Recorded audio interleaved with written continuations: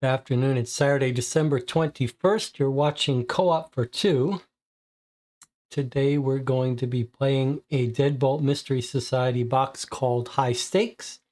Let's check in with the chat first and see how everyone's doing. Says, what recent poker competition are we talking about? Whatever YouTube feeds me. World Poker Tour, I think it is. I don't know how many of you watch poker on YouTube, but I watch a lot of it. It's quite compelling. It's almost all no limit Texas Hold'em. That's what you see in the movies. That's what mostly is on YouTube. This competition, they just had the winner won like $5 million. Thousands of people gather. They play for 4 days. They all pay like $10,000, $20,000 to enter. And the winner gets the lion's share or the largest payoff, and everyone else below them up to the top 50 finishers get several $1,000s. Anyway, I was thinking I was kind of in the mood for some poker, but we've got a mystery game, poker themed. It's worth a try. Let's do it. I scheduled it on last minute. I'm not sure how many people are going to turn up today. This box by Deadbolt, you know my the scheme I have, which is when I do the last minute unannounced live streams, I try to pick something that the regulars won't really miss joining for. So the Deadbolt Mystery Society, since I have so many of these boxes, it doesn't seem like anyone's going to be too upset by missing one. But I was tempted to play that Star Trek Cryptic game, which is an escape room puzzle game. I'm sort of getting an itch to do some science fiction games. We've got a couple coming, so maybe we'll try to find a science fiction week soon. And we've also got some Christmas live streams to plan out. I was thinking also about... There are two different kinds of people who play board games. There are people who, they always know exactly what they want to play. It's sort of like going out to dinner. You know, you've got the people who know exactly where they want to go, and then you've got the people that are, you might think on the face of it, a little wishy-washy. They're like, I don't know, wherever you want to go is fine. And I'm more in that second category. It's really pretty unusual for me to be dying to play a specific game. But what the other class of people may not realize is that it's sort of, for my group, for the type B people, it's sort of, there's some enjoyment out of knowing we're playing the game or going to the place that the other one wants to go. So that can be a good pairing. And I say all this by way of saying that there is a Board Game Geek guild for this channel and a Discord channel. And one of the fun things for me is when someone says, you know, I am dying to play this game. I really would love if you could play this game on the channel and I can join for it, because then it makes it more enjoyable for me. I know I'm playing something that someone else, some group are looking forward to and getting some enjoyment out of, and I get some secondary enjoyment. That doesn't mean I'm going to play a game that I wouldn't otherwise play, but it makes it more enjoyable to know that someone is looking forward to it. All right, what else do we need to catch up on? I am having here, this is the unpaid advertisement for a local coffee brewer. This is just a husband and wife roast this coffee in their house, Zuzu's Coffee. I'm having a light roasted Ethiopian. You can order from them online. This is my current favorite coffee, Zuzu's light roasted Ethiopian. If you're curious about it, if you want to order something, you can look them up online. And I am drinking, if you're looking for a last minute gift to get someone, this is the tea I drink every day. It is Christmas. Christmas tea makes sense to advertise it. Actually, Greg was the person who told me about this tea. I don't normally like those Christmas spices, but this is my favorite black tea. All right, there's our advertisements out of the way, unpaid advertisements. A little bit more bookkeeping before we get started. On Sunday, we will be playing our second letter of a bespoke play-by-mail mystery being written for us as we play it, set in the world of New York Noir. You still have time to watch last week's episode to get caught up for this Sunday's stream at 1 p.m. Central Standard Time. That has been a very special experience, very unique experience, so I hope you'll join me for that. All right, what else? Anything else? I just posted my long review of Time Stories Revolutions, the series that we played here on the channel over the course of 3.5 boxes. It's a big, long review, so if you like the long reviews I do, maybe you use them to fall asleep, you might want to check out that one. There's still my holiday gift guide to tabletop mystery games. If you haven't seen that and you're looking for a game recommendation, there's that. And I did just record a review of Box 2, which is not yet live, but if you are a Patreon supporter of this channel, you have early access to it. Might want to consider becoming a Patreon supporter of this channel at Christmas time if you've got some leftover money. And we just finished playing a set of 3 Sherlock Holmes Consulting Detective fan cases, and those are the experiences that I really love on this channel because it's long. We played it over the course of 4 sessions. We played the series, and it sort of started slow and then built to something really special and memorable. And I really can't get enough of those big, long games. We've got a bunch more we could play.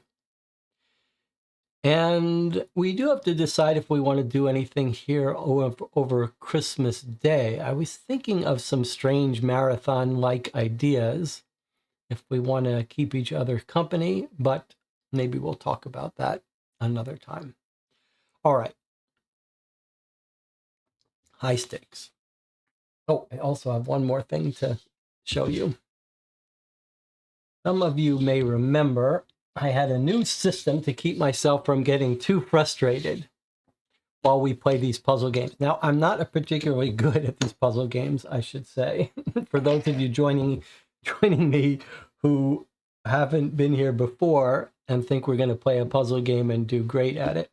So here's my new system. I do tend to get frustrated at these games, And my new system to talk myself out of frustration is some poker chips. And basically, we allow each game to have 3 bad puzzles.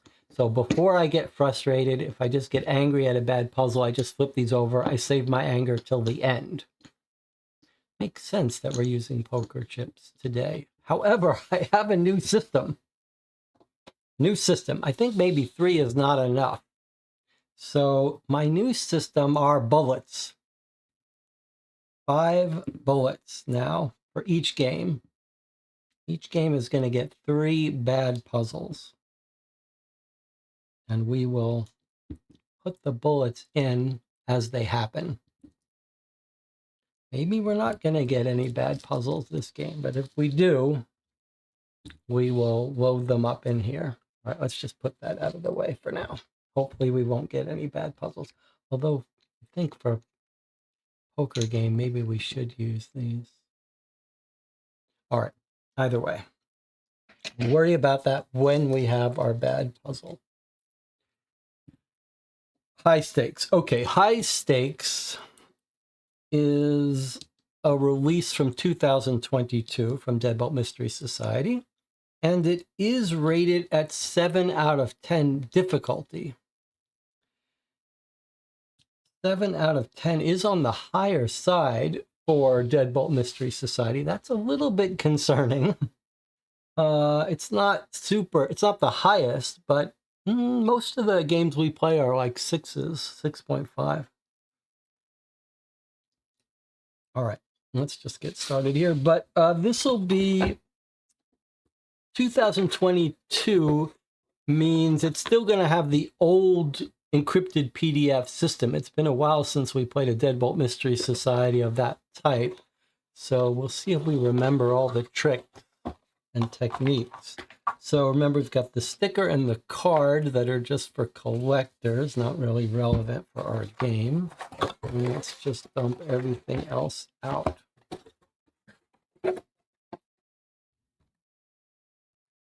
All right.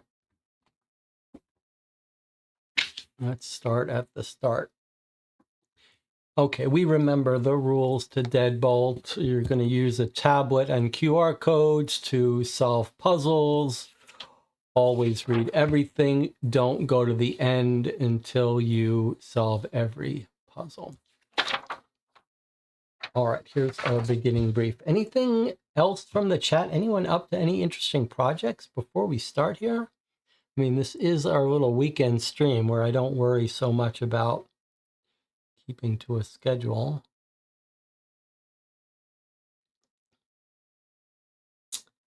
How much do we win if we solve this box? 0.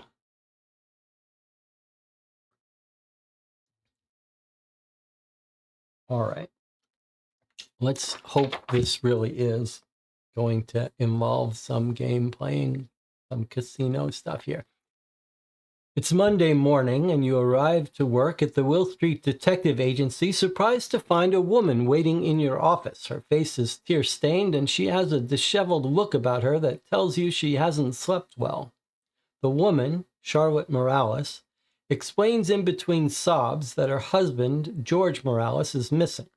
She last spoke with him as he was leaving work on Friday to head to the Velvet Curtain Casino for the weekend. This was normal for George, who frequented casinos a couple times a month. What isn't normal is the voicemail she received from George late Saturday night while she slept. In the voicemail, George indicated he was in some sort of trouble, but he wouldn't give specifics. We have a transcript of the voicemail in our case notes. Understandably, Mrs. Morales is worried about him. Repeated calls and texts to him have since gone unanswered, and it's unclear if he simply had a little too much fun and hasn't recovered yet, or if something more nefarious actually happened to him at the casino. Mrs. Morales indicated we are the only ones she can turn to at this time, since the police won't open a missing persons case until 48 hours have passed. By then, she believes it may be too late. George's last known location was the Velvet Curtain Casino. The casino is one of a few destinations in Thornmire County built for gambling away the weekend. with its 24/7 buffet, cheap drinks, and lively entertainment. After making note of all the information Charlotte can give you, she leaves with the assurance you are on the case and will be in touch soon. The casino is unlikely to cooperate in your investigation, as they have a reputation for not cooperating with anyone to do with law enforcement. Because of this, you'll have to go in undercover as a guest. You'll need to play your cards close to your chest and be careful with how you question people to not arouse suspicion. You should start by going over the case notes. Good luck, detective. All right. Case note. I guess that's what this is here. All right. Here are our notes. Charlotte allowed me to listen to George's voicemail, so we know what we're dealing with. Here's a transcript of that voicemail. Listen, honey, I've gotten myself in a bit of a bind, but I think I know how to get myself out of this. Don't worry, I'll take care of this before it can affect you or the kids. Just remember, sweetie, I love you. Charlotte also checked her joint banking account and confirmed that George was staying at the hotel attached to the Velvet Curtain Casino. In fact, according to online banking, he's still being charged for the room. If I can figure out what room he's staying in, I might get lucky and find him passed out on a bed. I should ask around inconspicuously to see if anyone has seen George over the weekend. He favored horse racing, blackjack, and the slots in particular, so it would be a good idea to check these locations.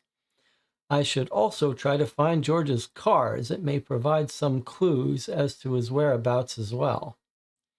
I went by the front desk at the Velvet Curtains Hotel. At one point, the clerk was distracted by other customers, which allowed me to take a quick peek behind the desk. I saw several car keys and a lost and found ball. If I can figure out the lot and space ID for George's car, locating it in the parking lot garage should be easy.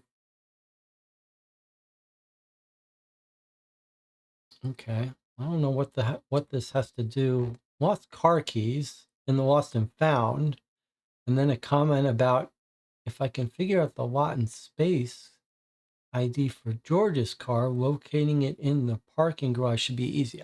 That seems like a non sequitur to me. Also,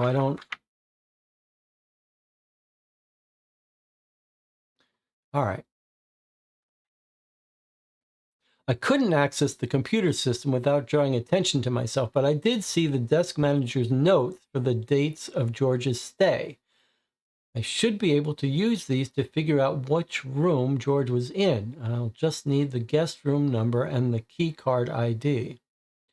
While in the casino, I decided to grab a ticket to the horse races, as they were one of the areas George was known to frequent.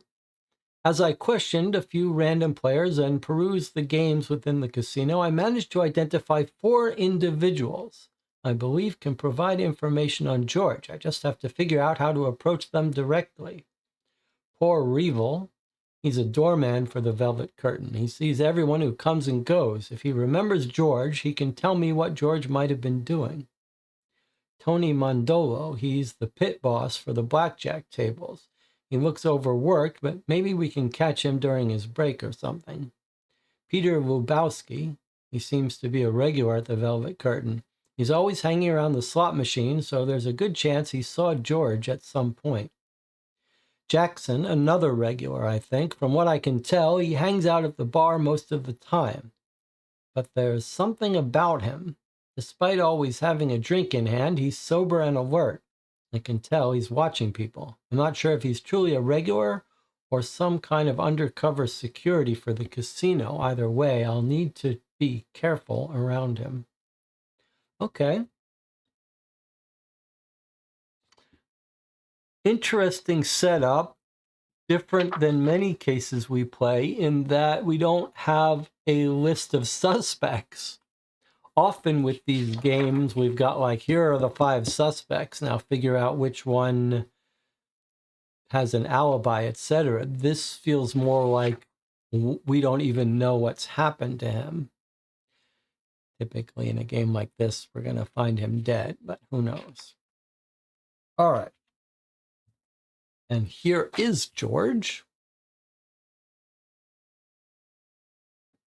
And he did sound like he was in trouble. I've gotten myself in a bit of a bind, he says. So was he caught cheating? Okay. Nothing on the back, just a picture of George. Okay. And then we've got a whole bunch of items. Let's go through them quickly before we decide where to start. Storage room door. We don't know anything about storage room. Slot machines. Those are the keys in the lost and found. Okay. Velvet Curtain Casino ticket. Horse racing ticket. And then we've got, looks like, check-in at the hotel and room numbers. Maybe we can use this to... Oh, well, there he is. Room A320. That seems easy enough. Looks like we've got horse racing. Then we've got people, including Charlotte, I guess. That feels like we should be reading that right away. There's the parking garage, guest rooms. These will all be puzzles or pieces of puzzles that we'll scan when we're ready to answer them. We've got an envelope that says don't open until you're instructed. Then we've got this note. Feels like we shouldn't have access to this till we're told about it. Another envelope that we're not supposed to open till told. A big envelope 1, don't open until instructed. A big envelope 2, don't open until instructed. And then solutions, which we can put away.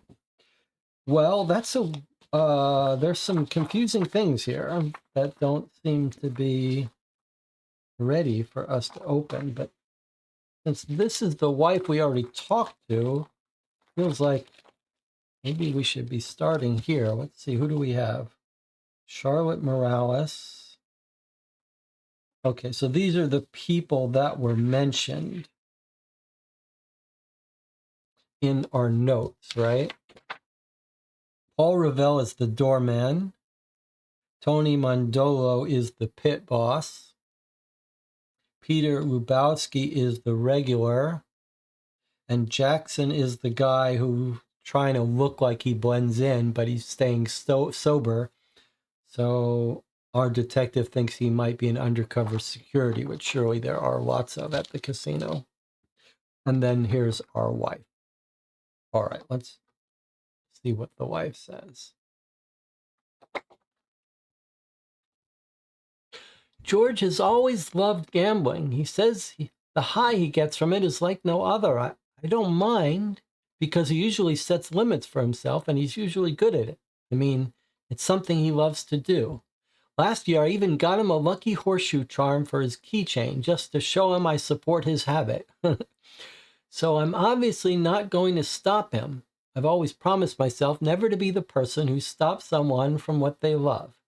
But it's never gotten in the way of our family before. That's how I know something's wrong. He's not like this.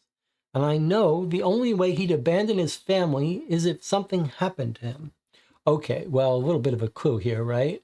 I even got him a lucky horseshoe charm for his keychain. Where is our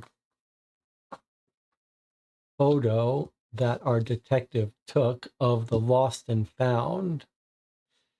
Well, there's a lucky... Oops. The green confused it. There's a lucky horseshoe right here on this purple one. All right, I'm gonna have to turn off the auto tracking. So some of the green and red must be triggering my cubes. Okay, but it looks like that's our one right here, right? Lot F space 34. That looks like where his car must be. No scan on this, though, so there'll have to be something else we could scan to answer that, but that seems fairly straightforward. Okay, let's get that with that. Let's look at these other people. Poor Paul Revell, the Velvet Curtain Casino doorman. He looks a little suspicious. Let's see what he says. You're looking for a friend? Sorry, but do you realize how many people come through here on a weekend? A lot. That photo you have there doesn't really help. I mean, just look at your friend. He has one of those forgettable faces. The dude looks like any Joe Blow off the street. I'd never notice him. Maybe if he was wearing a memorable outfit, I'd remember him. One time we had this guy, can't remember his face, but he came to the casino in full Scottish garb. Now, things like that stand out. What was George wearing at the casino? Okay, if we can figure out what he's wearing, then this guy might remember him. All right. Let's talk to the pit boss, Tony Mandolo. I'm sorry, I just don't have time for this right now. I'm very busy. Normally, I'm in charge of just the 4 blackjack tables, but we recently let an employee go. Then another one up and quit this week. Now I'm stuck watching these 3 areas while we look for replacements. I wish some high rollers would come by and reserve seats. They usually reserve them for several hours, then go off and do other things, leaving their seats empty during that time. When that happens, it really lightens my load a bit. But nobody has taken any reserved nameplates from the storage room today, and I can't leave to go and get them since I have to keep watch over these tables. I just hope that changes soon. So what is he telling us here? He says high rollers reserve seats.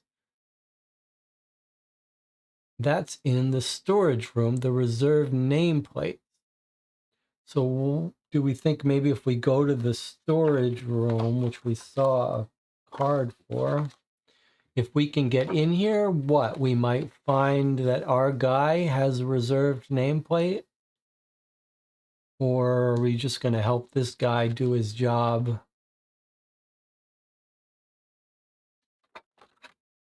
And then he'll do something else for us.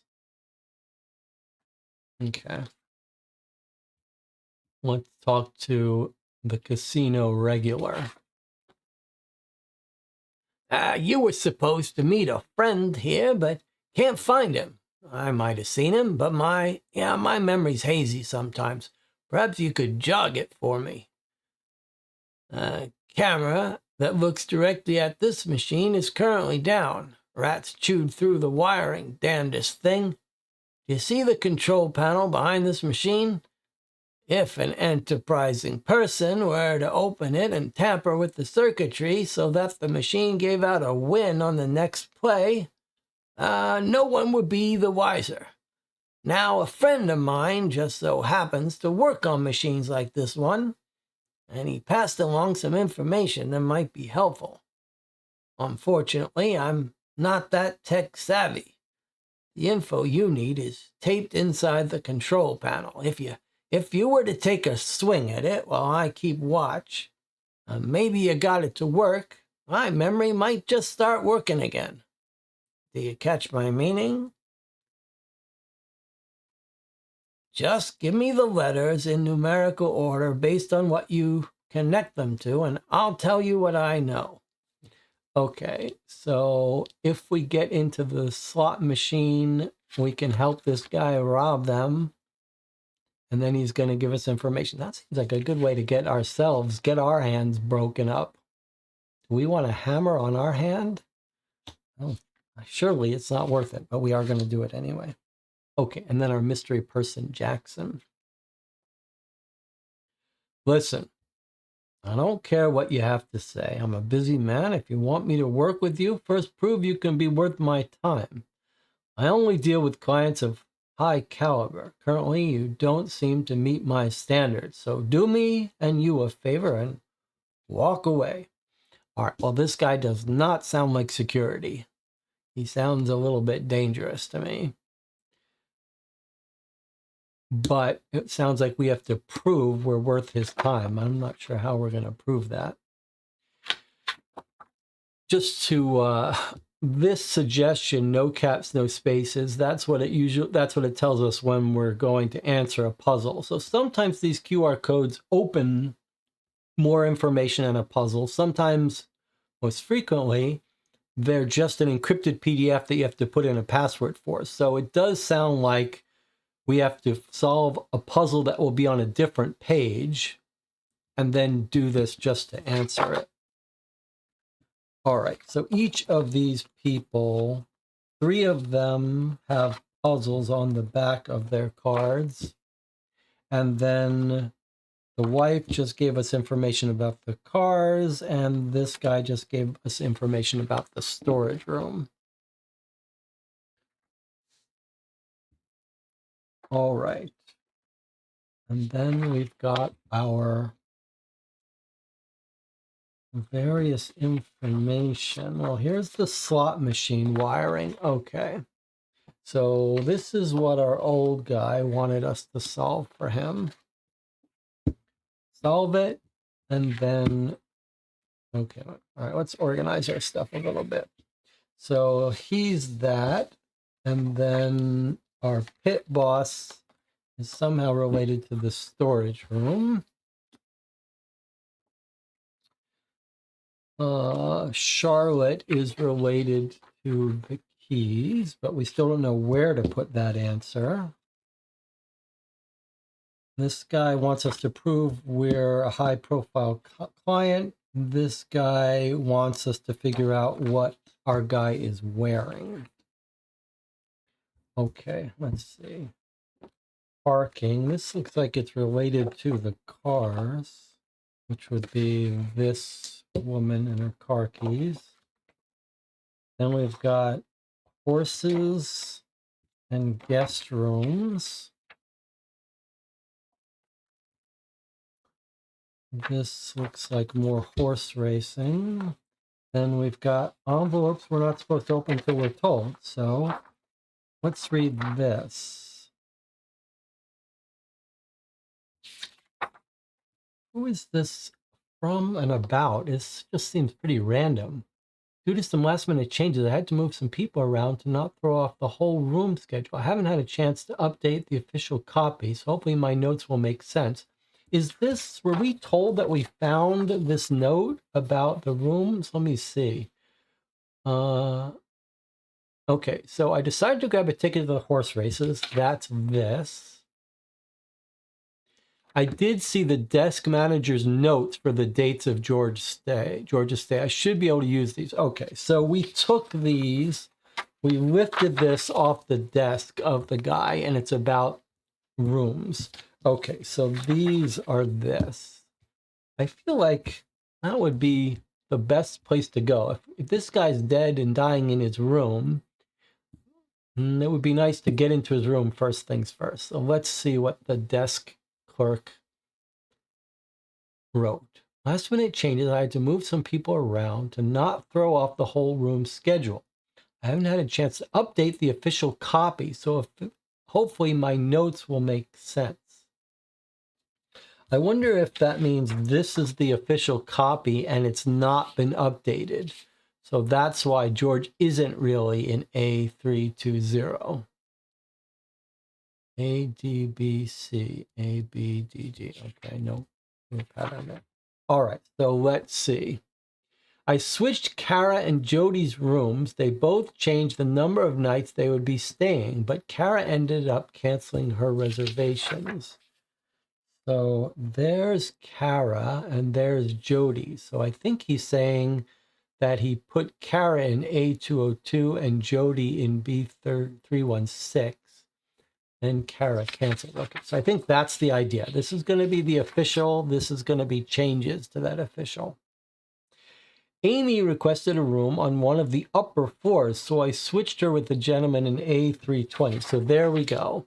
So George was originally going to be on the 3rd floor, A320, but Annie or Arnie got moved into that room. So Annie moved up, or Arnie moved into 320. So George is no longer in 320, but where is he?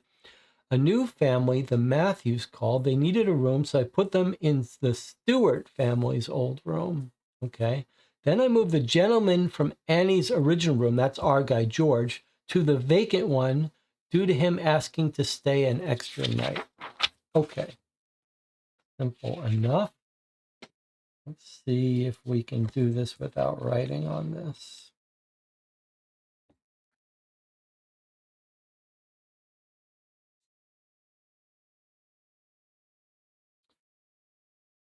All right. Let's do this together.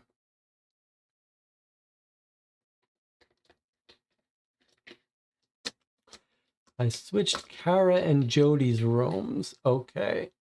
Kara and Jody, we're going to do this methodically, even though it doesn't seem like we need to do so. Kara went to A202 and Jody went to B316.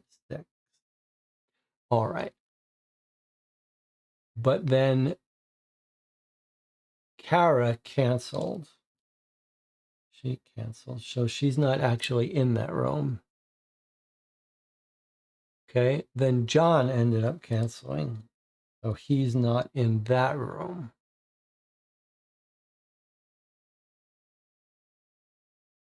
I should probably have done this the other way, huh?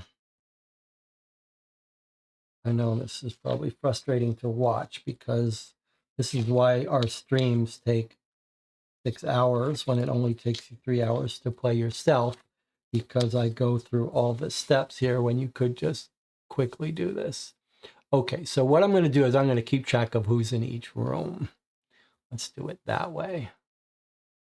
Okay, let's do it that way. Kara and Jody's rooms got switched. So in A202 is really Kara. And in B316 is really Jody. Right? This is going to be the true ground truth. Then Kara canceled. So really, there's no one in A202. Okay, then John ended up canceling, so there's no one in D207.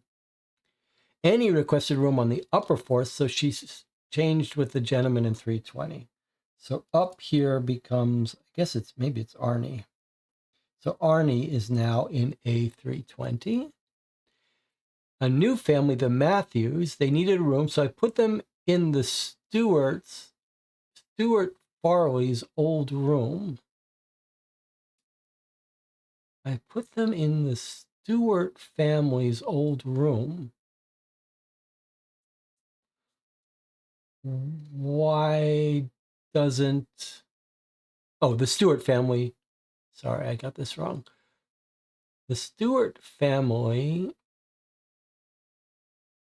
shifted the dates of their stay. I moved them to the new vacant room with 2 beds.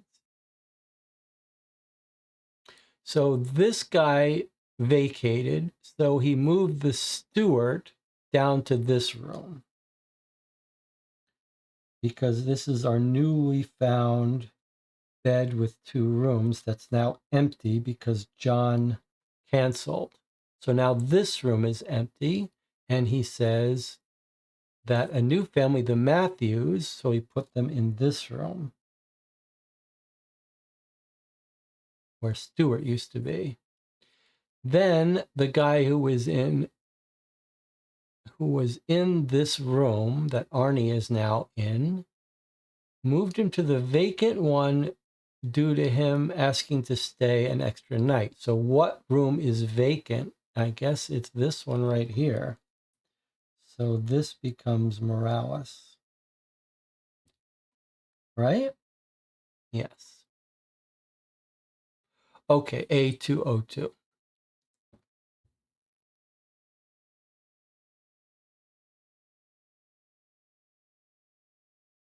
All right, so straightforward. We could have done that without too much trouble, but the answer to this one is A202. Okay, so I guess we're meant to scan this to answer that. All right, let's try that. Does anyone have any disagreement with what I did? Did I do anything wrong?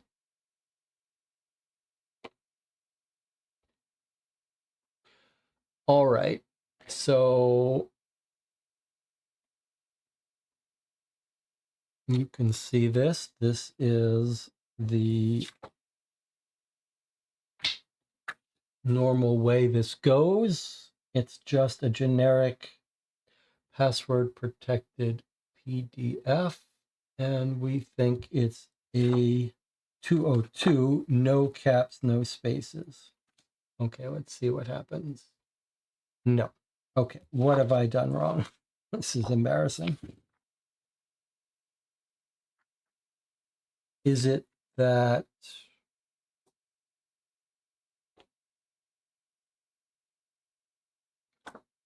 it is a little odd that it's not telling us what it wants from us?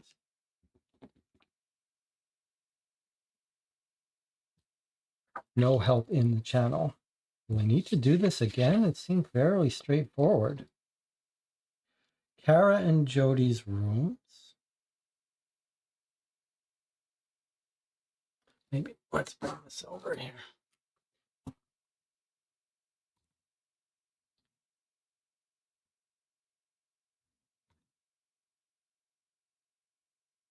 Okay.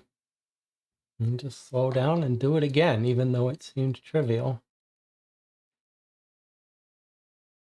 Kara and Jody's rooms, and then Kara canceled. So Kara went into here. Jody went into here. Then Kara canceled. So this room is vacant. And John canceled. So this room is vacant. Stewart family shifted. So I moved them to the new vacant 2-bedroom room. Okay. So that's the Stewart family. Then that became vacant, and they moved into the newly vacant 2-bedroom room, which is here. Then Arnie, who we moved in here. No, we did that right. Arnie switches. Okay, so Arnie goes here. And the gentleman that was in here, which is our guy, moves to the vacant one, which is only here. A202. Okay, so assuming that's right, the second thing is, are we misunderstanding that that's what this puzzle is? Or maybe does it want us to use caps now because it's part of the, let's try it with caps, A202. No.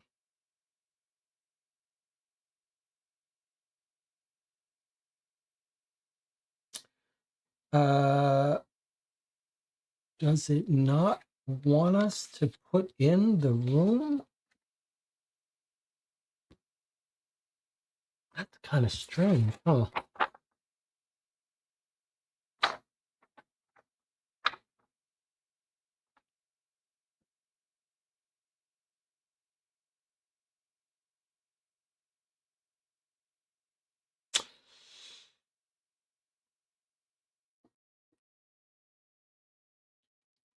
And Tina says, I also get to A202, but what do we have to put as a password? That's the odd thing. Normally, when we have a puzzle, we're told what to enter. But here I'm just looking at this card. It's nice to see Tina here, by the way. Does it want the name and the room number? It is very strange here that this isn't telling us what we want. Do we see it somewhere else? We are told somewhere if we could find the name, we could find the room. Where was the point where it said if we could find the room he was in, maybe we'll find him?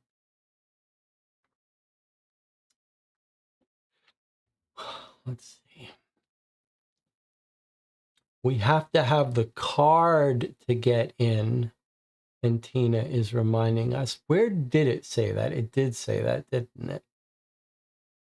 Okay. So it's a little more than just knowing the room. It did say somewhere we need to know, let's see, it must have been here. If I can figure out which room he's staying in, I might get lucky and find him passed out.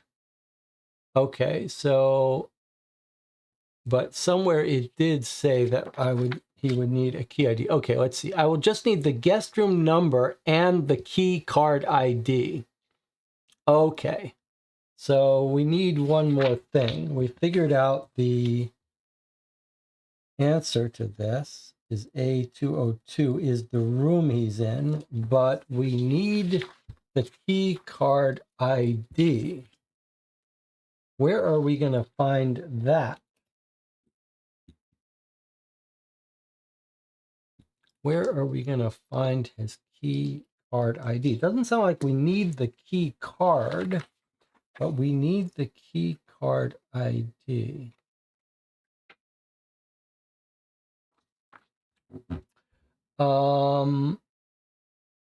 We could do the parking lot. That one seems easy, but do we have enough to do that? It seems like this is all we need to know, this lot and the space, right?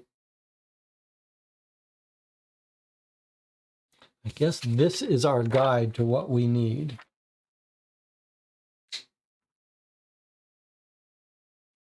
If I can figure out the lot and space ID, locating it should be easy. Okay, well, this seems like trivial. Let's see if I'm wrong again. Let's do the parking lot one. Okay. So again, it just wants to know a password. We're not told what to put in here, but it looks like just F34, right? The lot and the space. Shall we try F34? Let's try it. F34.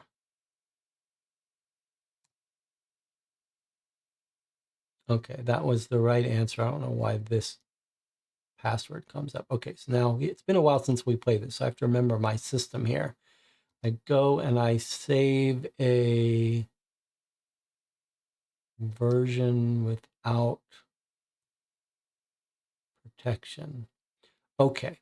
Hoping to find a clue to his whereabouts, the only thing of note is a hotel room card key that seems to have fallen by the driver's seat. All right, so we picked exactly the right clue to go to. So the key is 8065 and the room is A202. All right.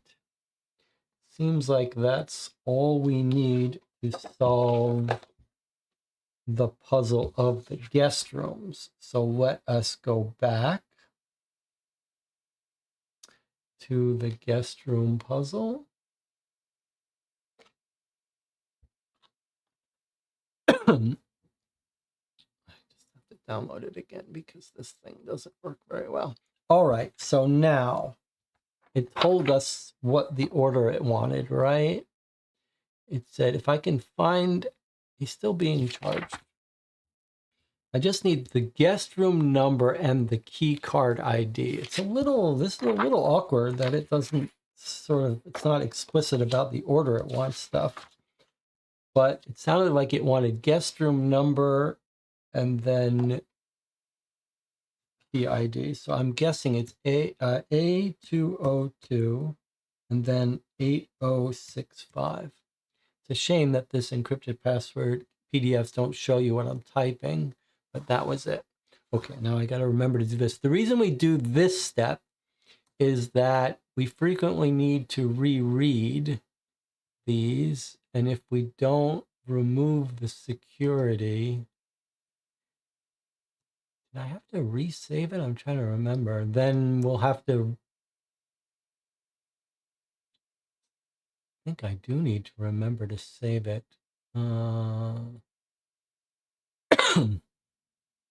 It seems a little new. Otherwise, If I don't, then we can't reopen it. You're not going to want to need to reopen this one, but let me just go through the motions here.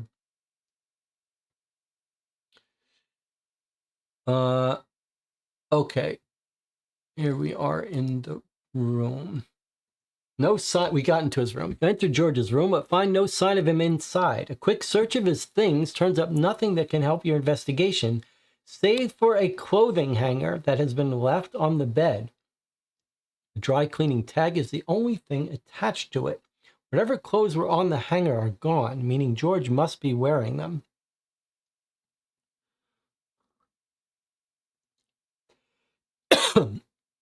Okay, the printer messed up when we ran your ticket through. It seems to have only messed up the description. We wanted to assure you the charges are correct. Sorry for the delay. We're backed up 5 times our usual rate right now. So, do we have a Caesar cipher that's -5? Is that what this is? Backed up 5 times? We have a double J. If we back up J 5 times, I think we get an E, which sounds like it could be a double letter here. So let's go on that basis. Oops, that's not what I wanted. I wanted this. Okay, L, W, J, J, S, U, Q, F, N, I, X, C, N, Y. Where's our Caesar cipher shifter?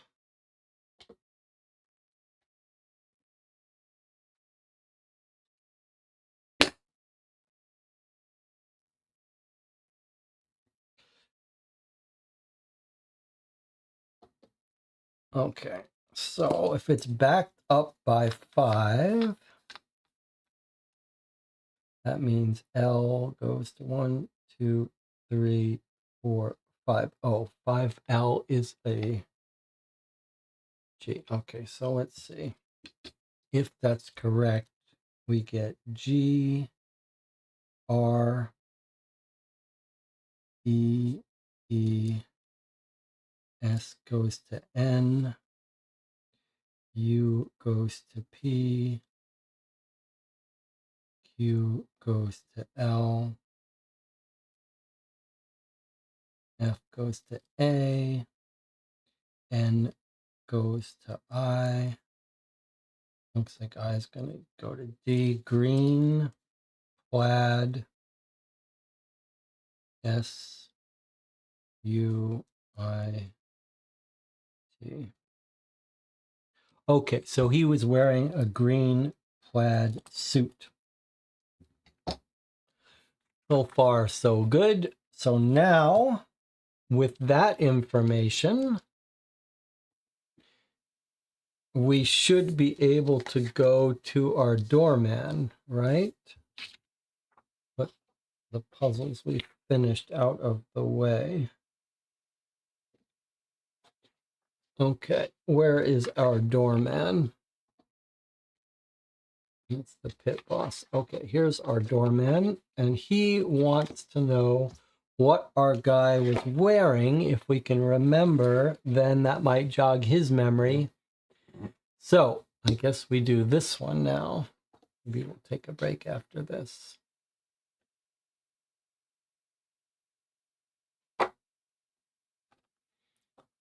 All right, so he was wearing a green plaid suit. Let's see if he likes that. Yes, he does. Hard to forget a guy wearing a suit like that.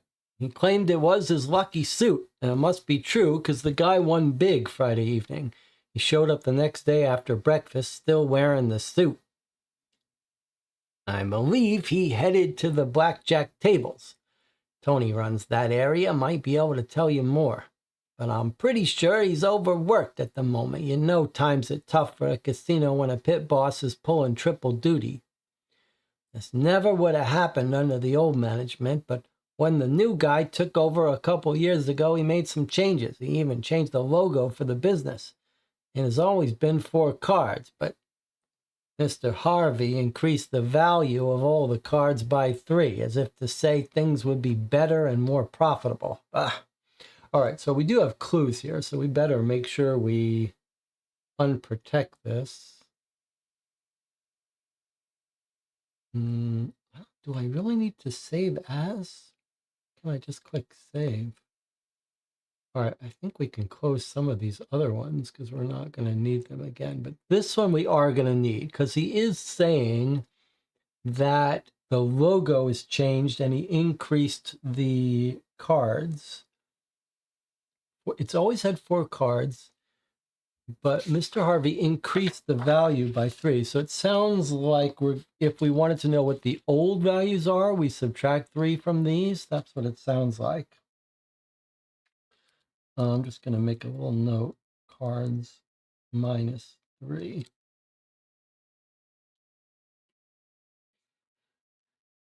Okay,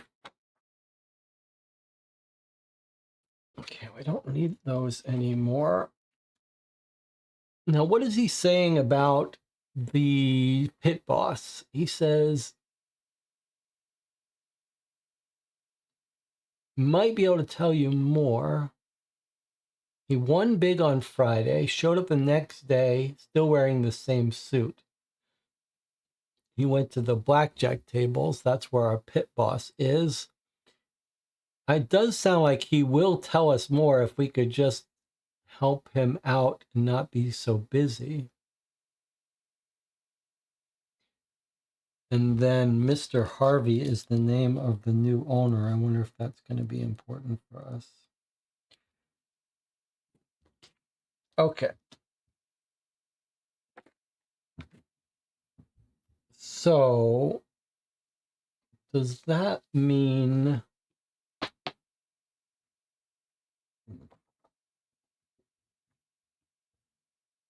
we don't have any puzzle that asked us about the cards in the logo, right? And this doesn't help us to figure out how we would get into the storage room. It tells us he wants us to go there, but oh, look at this. I just noticed. Diamonds, spades, hearts, and clubs. And if you look at the logo, what have we got? Diamonds, clubs, spades, and hearts. So 4 cards, 1 of each suit, 4, 1 of each suit. So I think we are meant to solve this now. All right, so if we've got diamonds, clubs, spades, and hearts. The hearts was a 10, so now it means the original would have been a 7. Where's my, I need to go a little bit closer here. Okay, spades was an 8. That means it was originally a 5. The clubs is a 5. It was originally a 2. Diamonds are a 7, originally a 4. And then if we believe that this is giving us the order, then we're looking at 4, 5, 7, 2. As the password to the storage room. Any thoughts about whether that's likely to be right or not? 4, 5, 7, 2. I think there's a good chance that that's correct. Shall we try it?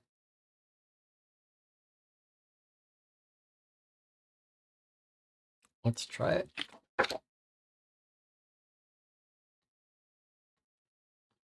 If we're wrong, then we'll wait a bit. If we're right, then we're right.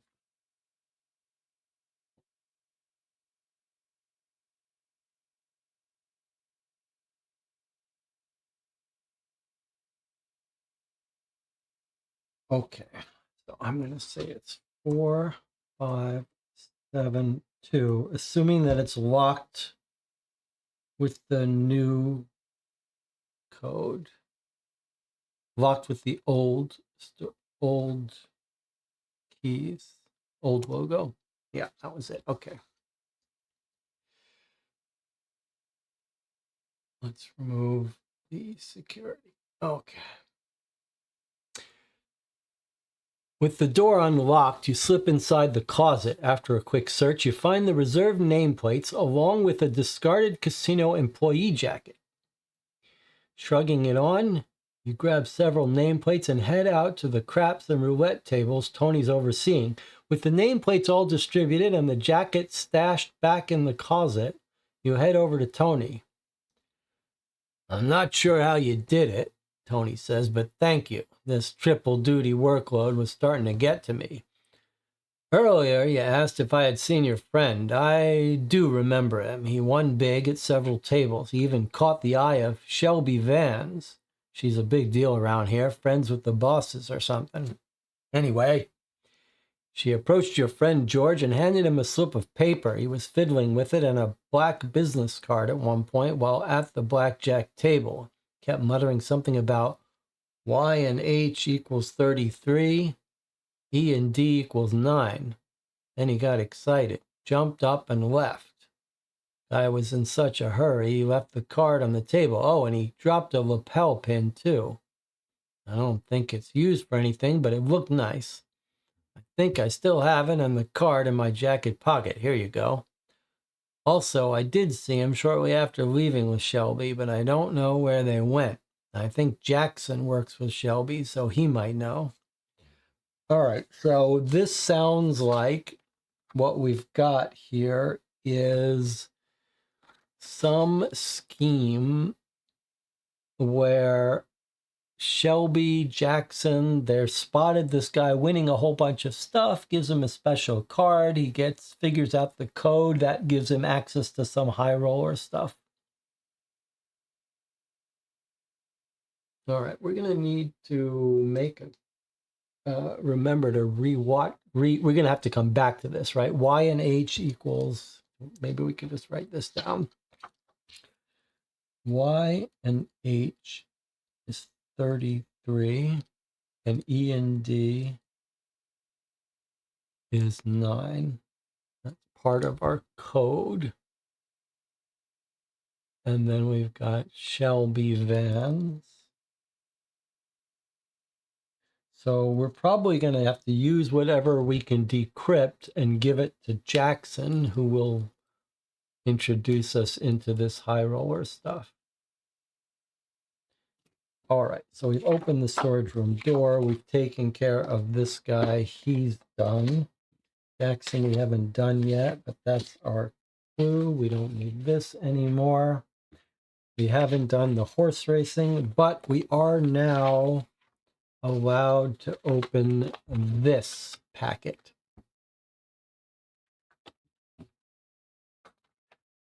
But it's time for a break first. I'll see you in 8 minutes.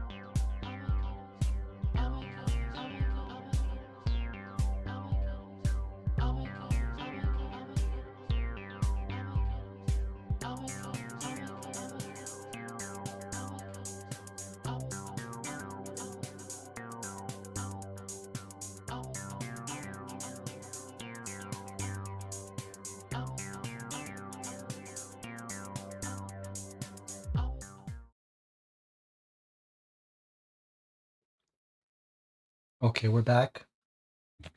We've just unlocked this envelope, which we're told is a lapel and a black business card that was left by our guy, George Morales. He's figured out part of the code. All right, well, let's open it up and see what it's all about.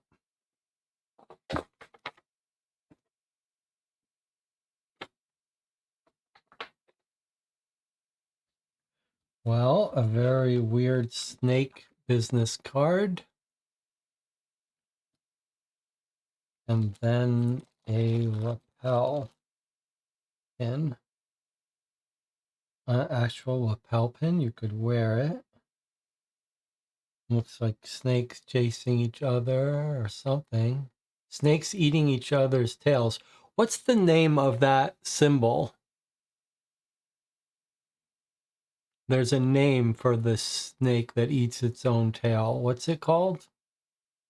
I got a follow-up trivia question. I also noticed something like there's something underneath this. Ouroboros. What's behind this? Probably just says made in China, but let's see if we can confirm it. Can you read what that says? No. It's unreadable. All right, doesn't matter. I'm sure it's not relevant for us. I'm fairly sure it's not relevant. Okay, so Ouroboros is the name of the snake that eats itself. But I have a follow-up language question. Now, no cheating. No cheating. Do not look this up on the internet. Who can tell me what the name of the field is that studies signs and symbols? If you went to get a book on the science of signs and symbols, what would you be looking up? And Tina says heraldry. No, not quite. Not what I was looking for. Heraldry would probably be something a little more specific to banners and stuff. Joseph Mayu says symbology, not quite. There's a more technical term. Let's see if we can induce anyone out of the background, out of their slumber, to type in the answer. It's a pretty cool word. It's a nice word to have available in your repertoire. I'm not phenology. No. I don't even know what that's supposed to mean. No. Anyone? The science of signs and symbols. The study of signs and symbols. What's it called? No cheating.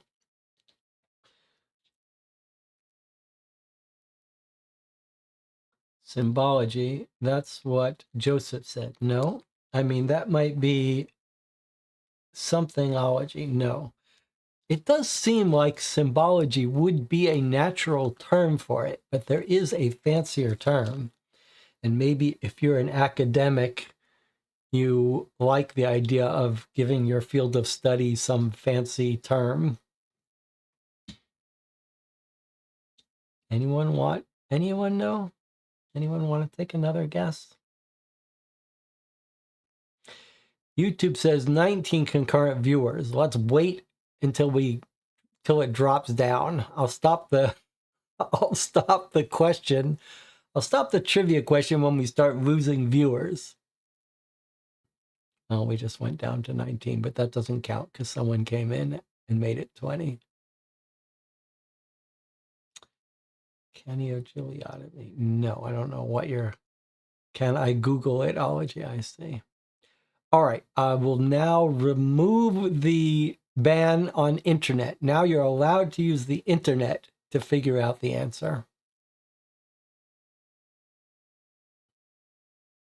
We still haven't lost a viewer due to it. We're still at 19. 19 viewers, 9 likes. I do appreciate when you give these videos a thumbs up. Semiotics. Semiotics is the term for the study of signs and symbols. Okay, it's a pretty cool word, you have to admit. Okay, the sum of 2 letters will lead you to a third. So we've got pairs on the front, pairs on the back. They're different.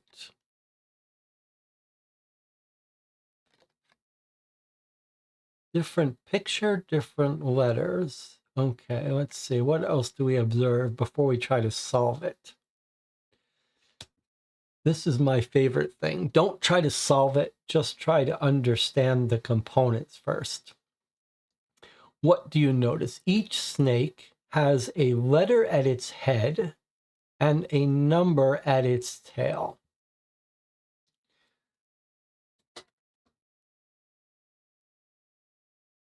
So our A looks like it goes around to 29. Our W goes to 43. Okay, what else do we notice? The numbers go as high as 43, here as low as 7. The sum of two letters. Okay, and then on this side, what have we got? Any duplicate letters? No. All right, and we don't know exactly the form. However, we do know one other thing, which is what our guy was overheard saying. The sum of two letters will lead you to a third. Okay, so did he sum these two letters, got a 33, and then that led him to another letter? Do we have a letter with the number 33? Yes, we do. So y plus h gave 33, and that's supposed to lead us to a third. So if we follow this 33, we get to an F. E plus D is 9. So the 9 leads us where? Here. Here's our 9, which wraps around to an O.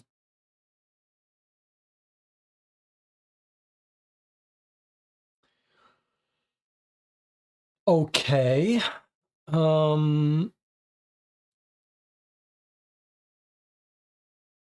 So are we looking for this word that's going to be spelled out here? And if so, why did the Y and H combine?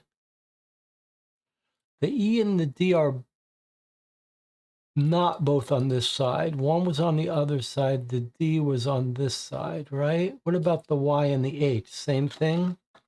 Y is on this side. Is that right? No, Y and H both on this side. There's the H. Do we not even have a Y? What about the E and the D? We have a D and an E. Where's our Y? Surely the Y is on here somewhere. So we're going to our original system. If you figure out the answer to this puzzle, do not shout it out in the chat. Do not shout it out in the chat. You can say, I figured it out. And if we need a hint, we can ask you, but we're going to work on this a little bit. So far, this game has been easy, but we've now hit a puzzle that's kind of interesting. So don't shout out the answer. Now, I'm a little thrown by the fact sum of two letters leads you to a third. So YH 33, and then we found the F, ED is 9, we found the O. That all makes sense to me. But now the question is, how do we solve the puzzle with this? And I'm thinking, logically, in my brain, I'm thinking, if we can figure out why the Y and H are supposed to combine, then we could get all these letters that combine. Now, why do we have a lapel pin? I think the lapel pin is giving us another clue that like this and this leads to a third. It's all about triplets. F-Y-H-E-D-O. F-Y-H doesn't sound like a word. I'm assuming we don't need to read what that is. Physically, could we use this? But maybe we're supposed to figure out who's eating whose tail. Still, though, the part that's troubling me is we have an E on this side, a D on the other. Then on this side, so there's a D on this side and E on that side. But I'm thrown off by the fact that there's no Y. Is there some pattern to the pictures? Are we supposed to figure out?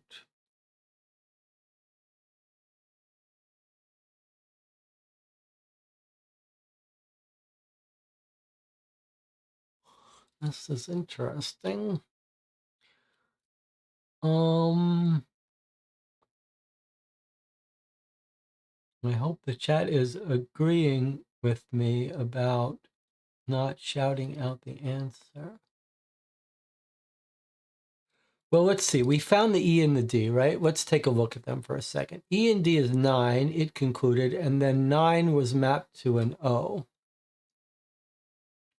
Is that right? Let me just make sure. The 9 was mapped to an O. Okay. Now, what about E and D? Our D is a 23. Is that right? The D went to a 23. So the question is, how could something in 23 be a 9? Is it because one of these sides is negative? Let's see. Let's see what our E is. Our E goes to 19. Well, that's odd. How does 19 and 23 become 9?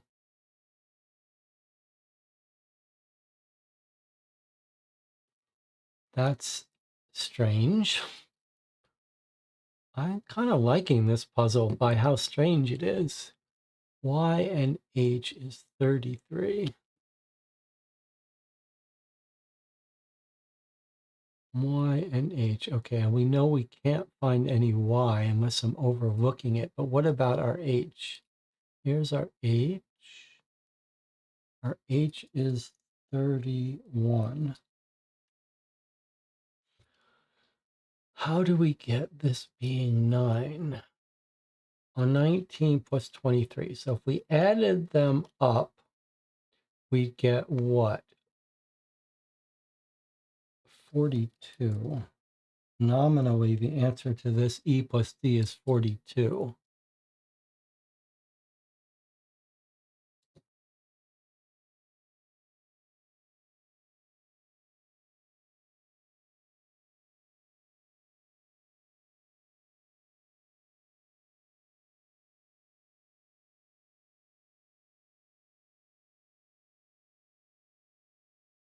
It's modulus. What would it be modulus? 33?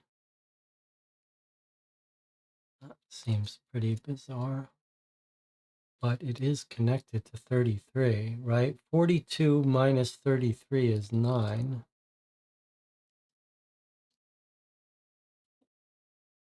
Is that?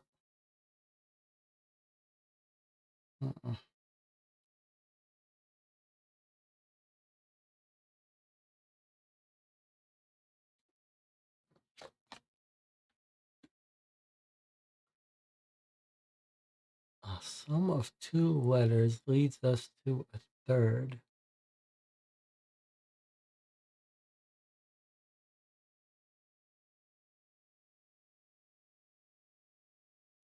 Sum of 2 letters is 33, which leads us to an F.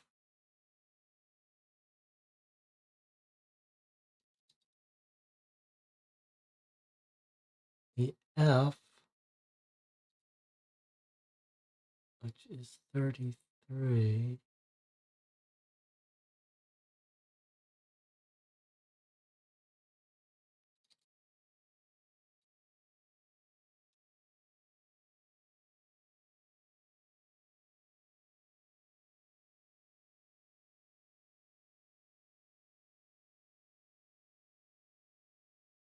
Very strange that we have. Is there really not a Y? That's still really throwing me.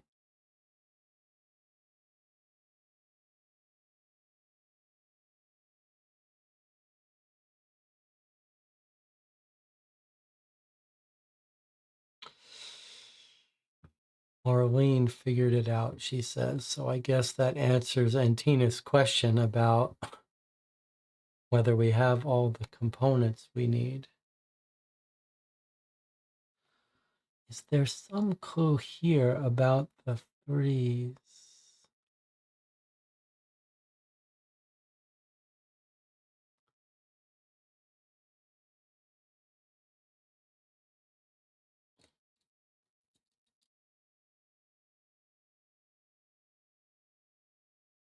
Don't understand this why.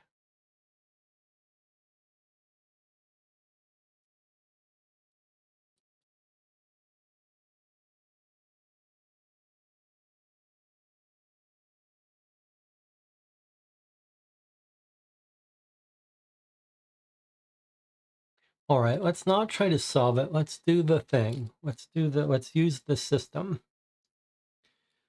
What could we be looking for? We might be looking for a way to generate a sequence, and then a sequence of pairs, and then for each pair we get a letter.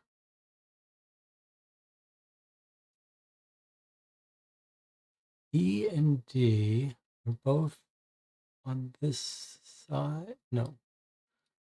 E on one, D on the other. Is D and H on the same side? Yes. These two are both on this side. There's our D and our H.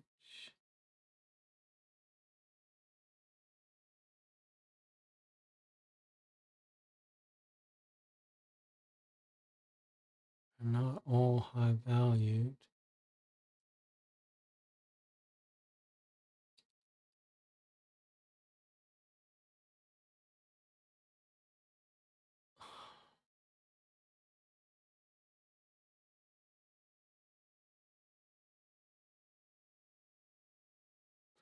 Any connection between the D and the E? There's the D. E is not anywhere near it.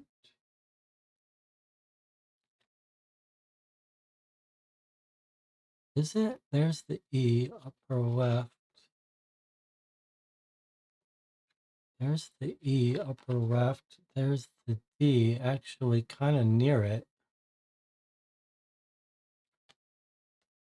The E and the D heads are near each other. Where is the Y and the H? There's the H, and there's no Y here. Might we be able to match the W? No head over here. Okay. What about this one? Q and R. That looks like we could match that guy. Let's just see for the hell of it. If we match this, which one do you think it's closest to? Looks like it's up near this dot, a little bit below, a little bit below. Okay, so that looks like it would be a Q.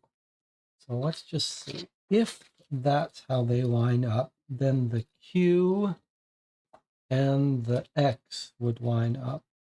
Or theoretically, if it prefers the R, it's R and X. Let's just see if these add up to numbers that we find. So Q is a 7. And R, I guess, is 25. R is 20.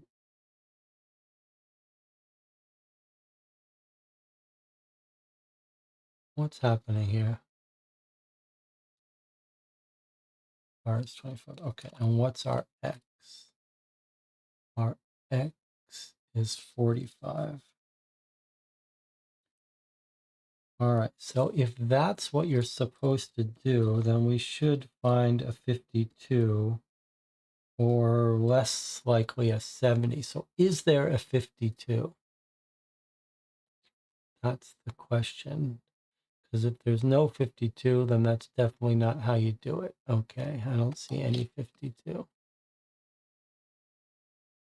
All right, that theory is gone. You don't line up the heads by where they match. Okay.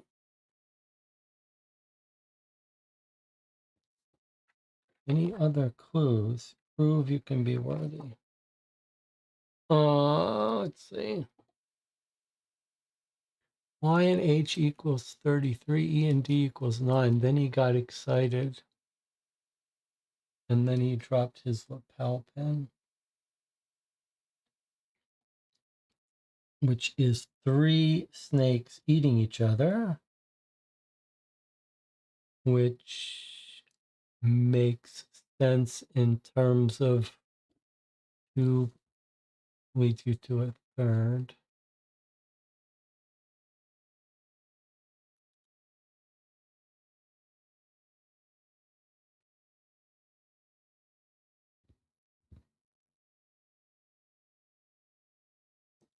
Any pattern here?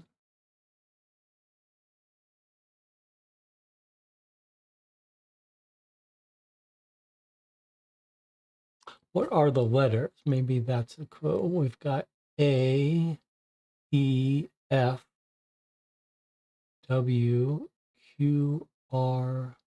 Let's just write these out. What's on each side? Maybe there's a clue there. A, E, F, W, Q, R, and we've got a U. You know, I do notice something. I'm going to put this W over here. They seem to be in pairs. Like, look. E, F, Q and R, U and W. Actually, U and W are not a pair. U, V, W. We're missing a V. I thought these were all sequentials, pairs, like E, F, Q, R, U, W. But U and V would be a pair, not U and W. Okay, 1, 2, 3, 4, 5, 6, 7. 1, 2, 3, 4, 5, 6, 7, 8, 9, 10, 11, 12, 13, 14. Okay, so those are pairs. Okay, that's on one side. What do we have on the other side?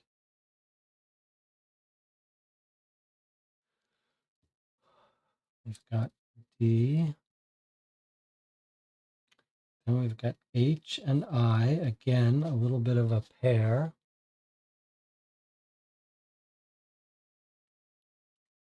M, N, O, another pair. And T, X. Same number of snakes on each page. B and E are sequential. What's going on with these ones that aren't? A, then E and F, Q, R, U, W. That's pretty weird. A, missing is B, C. Then we've got D, E, F. Missing is G, H, I. J, K, L, M, N, O, P is missing. Q, R. S is missing. T, U, V, missing. W, X. I don't see the pattern.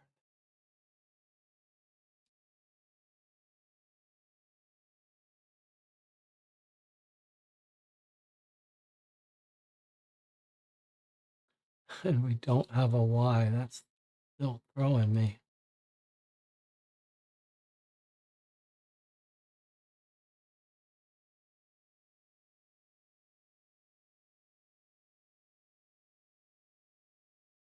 What if, I'm not sure what the logic here is.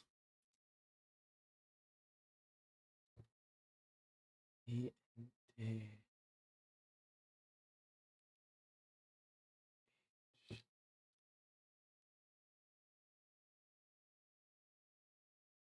Hmm.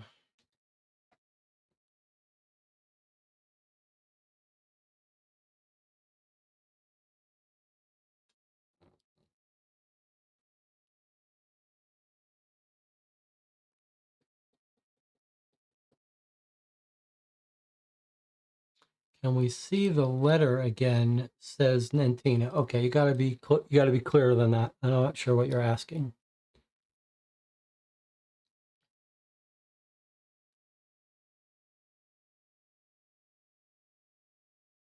What else do we notice? Let's let's look for things we notice. What about the numbers? Anything odd about the numbers?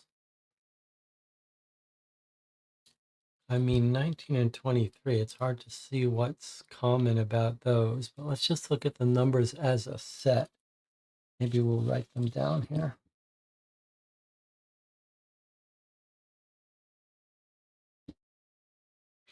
Okay, so on the AE side, what are the numbers we have? We've got a 25, 7, 20, 29, 33, 19, 43. Is that right? 7. Okay, and then on this side, what numbers do we have in no particular order? 45, 9, 30, 36, 23, 31, and 8.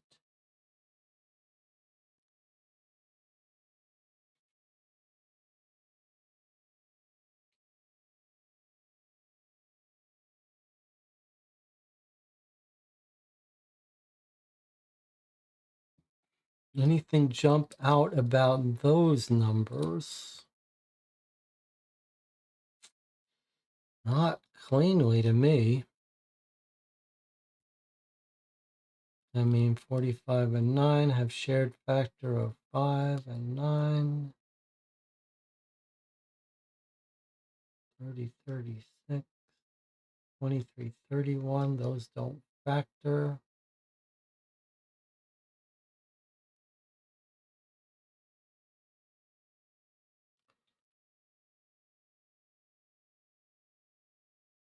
Sum of two letters will lead you to a third.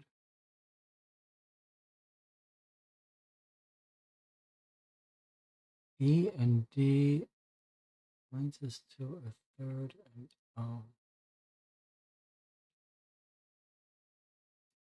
should we just be looking for numbers we can add up to get to a third? That seems very strange.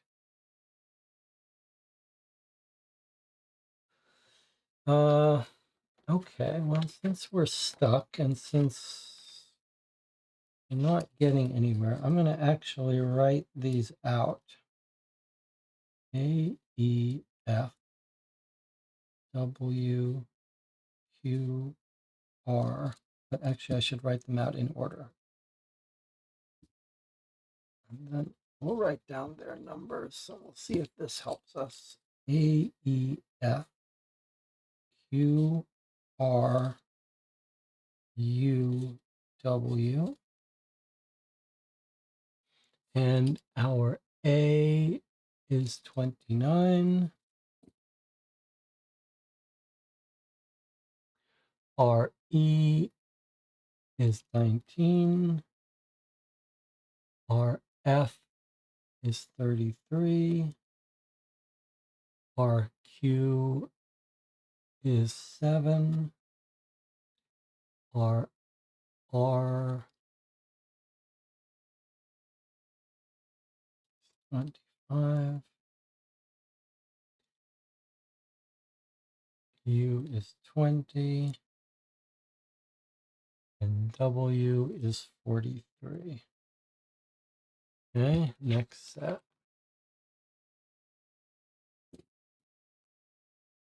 In order, we have D, H, I, N, O, T, X.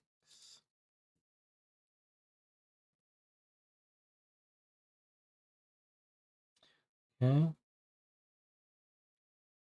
Looks like our D goes to 23, H 31, I goes to 8, N 36, O looks like it's the 9, T goes to 30, X goes to 45. Okay, so assuming no spatial pattern, here is the summary of our two sides. So, boy, I mean, you could just look for, R and U is 45. So, but surely there are other ways to get pairs. Maybe, like, if we eat them all up this way, is there only one way to eat them up? Surely not. And is it always two things on different sides? That would help restrict things. Just doesn't feel like this is the way to do it. But there wouldn't be the first time that you could brute force a little bit and then see a pattern. So D and E got 33. D and E, no, D and E didn't become 33. What was our D and E? D and E, it says maps to 9, which is the O.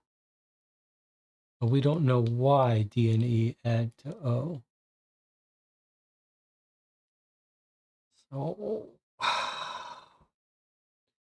we don't know why D and E, according to the rules we're given, Y plus H is 33 and E plus D is 9. But we don't know how that could be. How do you add 19 and 23 and get a 9 instead of a 42? It is interesting that the difference between the 42 and the 33 is 9. What if we always subtracted 33? The problem is without a y, we can't, how do we see a pattern? We've only got one example.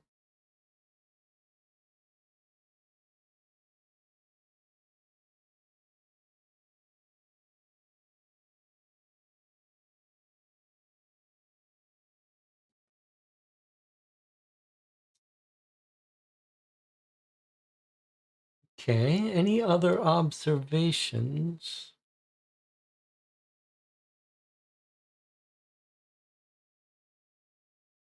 I mean, we did notice weird patterns here, like E and F are next to each other, Q and R are next to each other, H and I are next to each other, N and O are next to each other. That's very weird.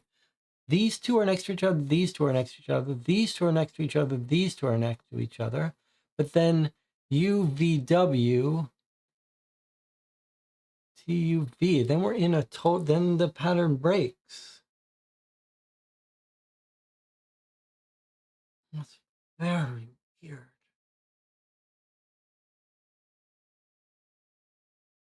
Like, what's missing? B and C are missing.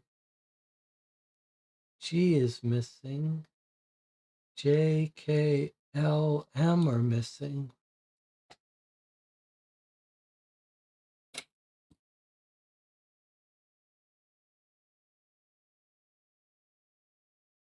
Okay, a couple people in the channel. Marlene figured it out a while ago, and Tina and Dispaminite have figured out more than me. Sorry, they figured out why Y and H is 33 and E and D is 9, but that's all they've got it. And now Dispaminite thinks he's got it. All right, well, that's okay. Okay for the channel to be ahead of me. I'm glad we have our system where we're not sharing the answers, because this is an interesting puzzle. And this game has gone from easy to hard in a heartbeat. But what's the rush? Let's see. Are the snakes always eating tails? Like this snake's eating this tail? Doesn't seem like it. These snakes aren't eating tails. I guess this snake's eating this tail. But these two snakes are not eating anyone's tail. I already tried looking for things that match on both sides and didn't see it.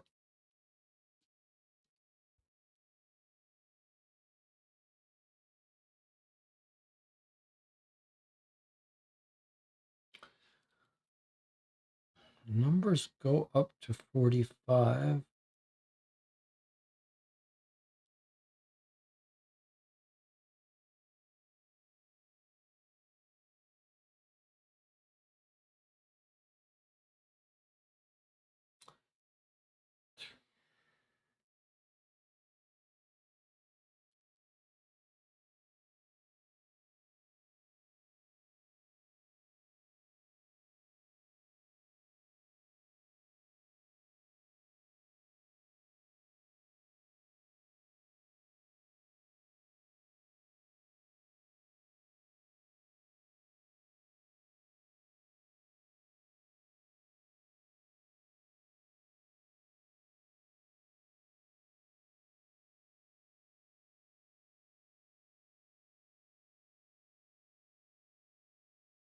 E and D actually add up to 42. Y and H, we don't know what they add up to, but H itself is 31.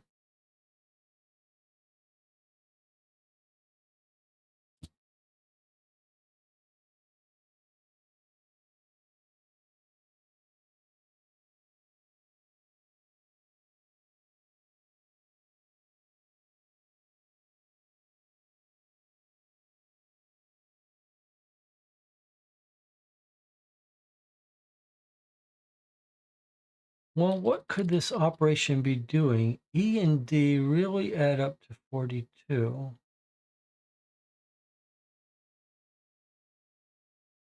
which isn't a number in our set, but the game tells us that they should add up to 9.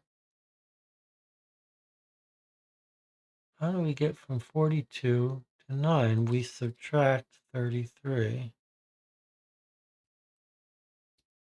What kind of craziness is that? And then we wouldn't even know what else to do. But we were also told one more piece of information, that once we get the 33, we know that's the letter F. Once we get the 9, we know that's the letter O.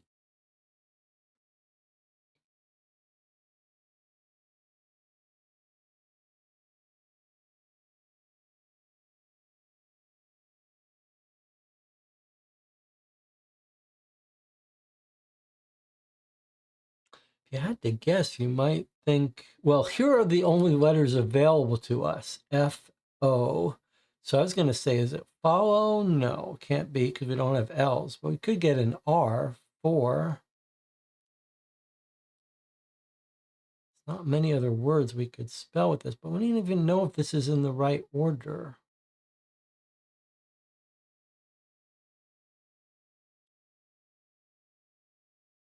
If we added the F and the O, we would get 42.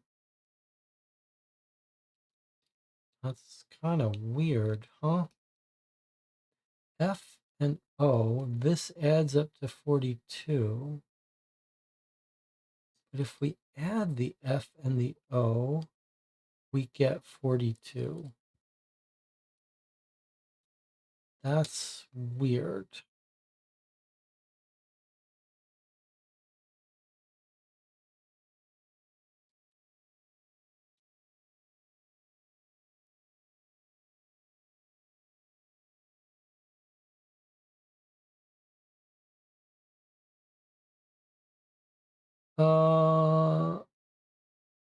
D, E minus F gives us 9. D and E minus the third letter, F, would actually give us 9. But that's because these are sequential. How the hell are we supposed to do this with Y and H? And then where do we go next? Boy, I am stuck.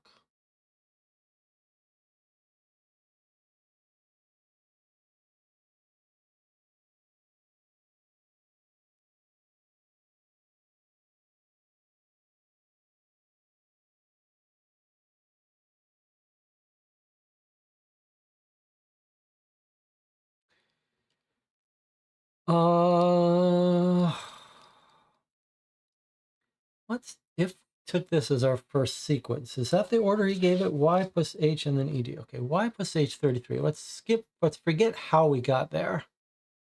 Y and H gave us 33. Then he gave us E and D, which added to 42. Minus the 33 gives us 9, which gives us O. And I don't know what to do. Okay, you can't go to G and H. We've already used that here. Boy, that's weird. All right, let's not try to solve it. Let's try to collect more of our observations.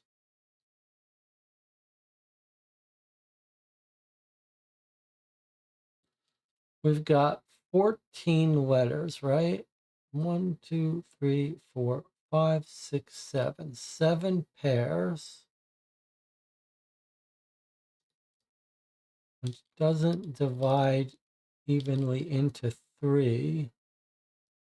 But you could imagine 7 pairs, so a 7-letter answer.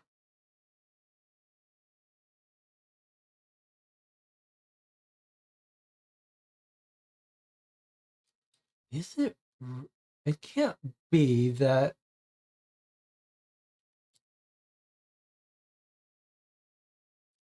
Let's try the dumbest possible way. The dumbest possible way.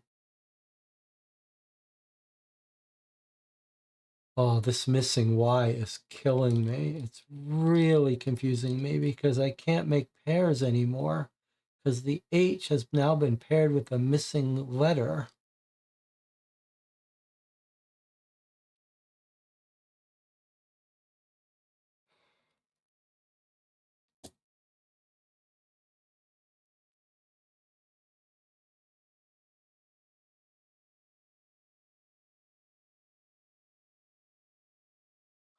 I see a heart. Is that some clue about the hearts?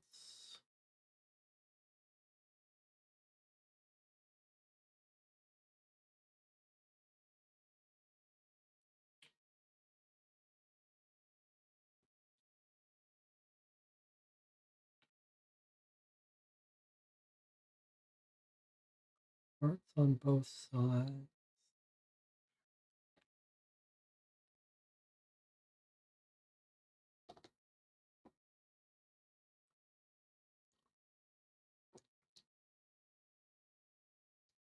Do we have any other unsolved puzzles? Well, that's a great question. It's only because people in the channel have solved this that we haven't moved around. This pin would kind of suggest that you might push through and get the one on the other side, but okay. Let's try to be adults about it and put this off for now. I think that's a wise thought. Even though it feels like we should be able to solve it, let's put it aside. Let's see if solving another puzzle could get us any closer. Okay, so we've got horse racing and we've got slot machine. This guy wants us to solve the slot machine. Let's switch to this, even though, actually, this is another spatial thing. So let's not go spatial thing. Let's see if we can do the horse racing. Okay, horse racing ticket has a QR code. What horses would you like to place your bet on? Use the first word of the name of the names of the horses. And here's a ticket number. Okay, so how do we know who to bet on? All bets are final. Void if lost or damaged. Must be 21. Okay.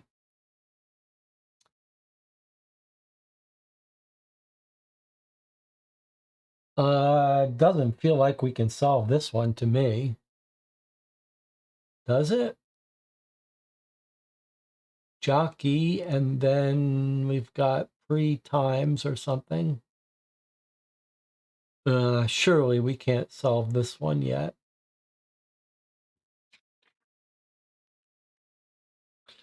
Let's do the one thing we can do then. This one feels like we can do it. Okay, he says, give me the letters in numerical order based on what you connect them to, and I'll tell you what I know. So I think,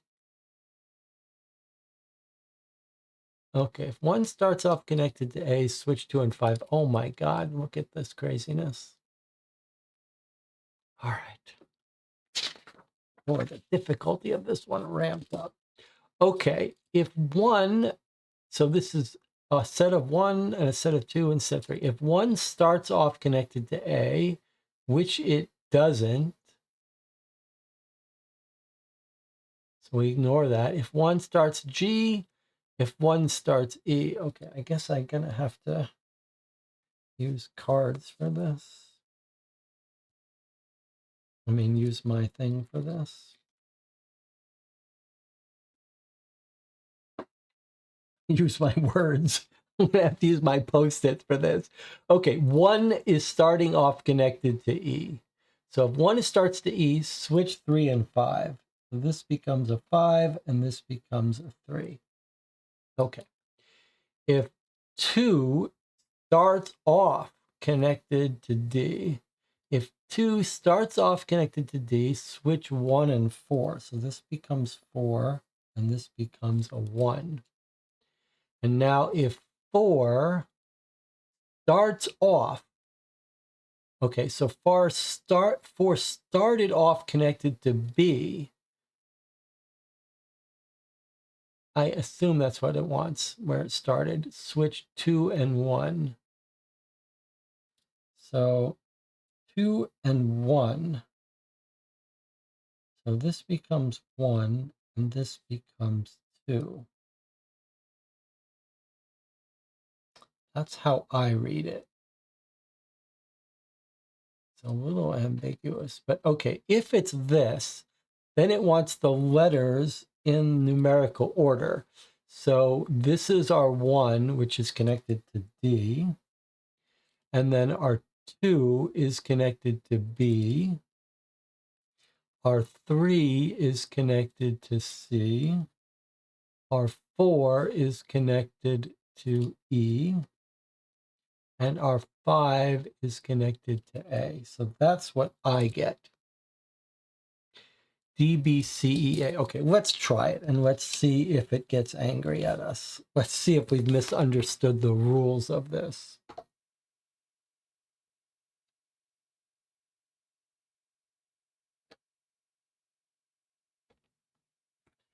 D, B, C. I get D, B, D, B, C, E, A. Okay, we got that right.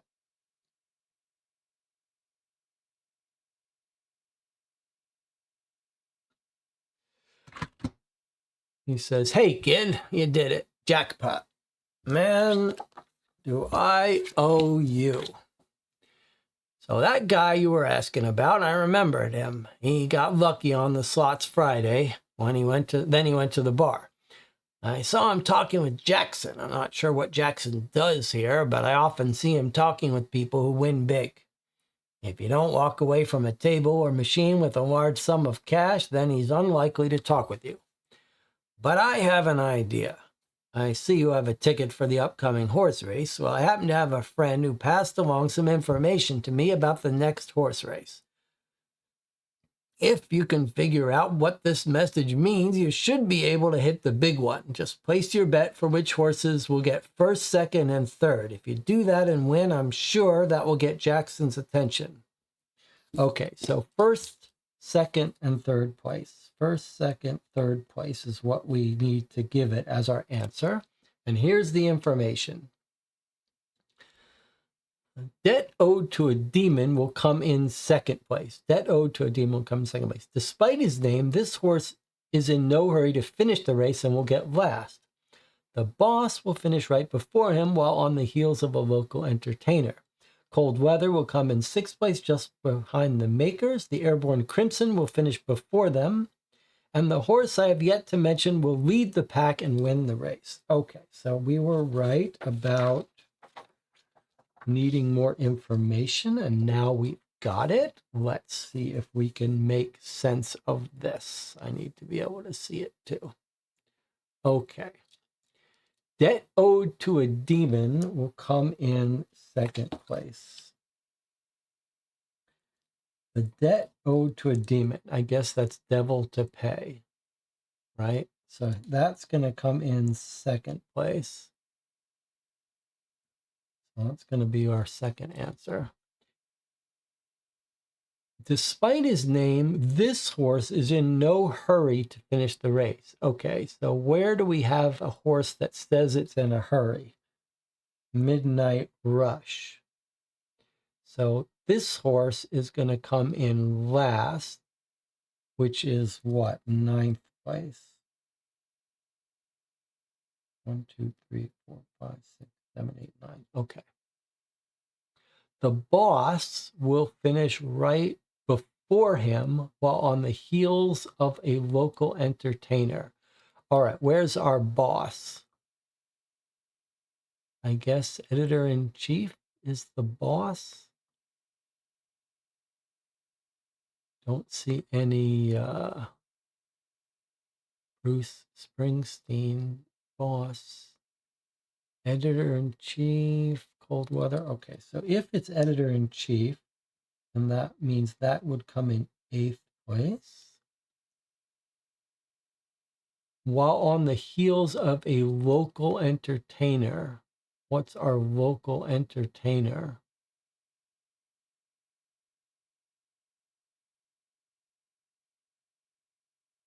A star? Local entertainer?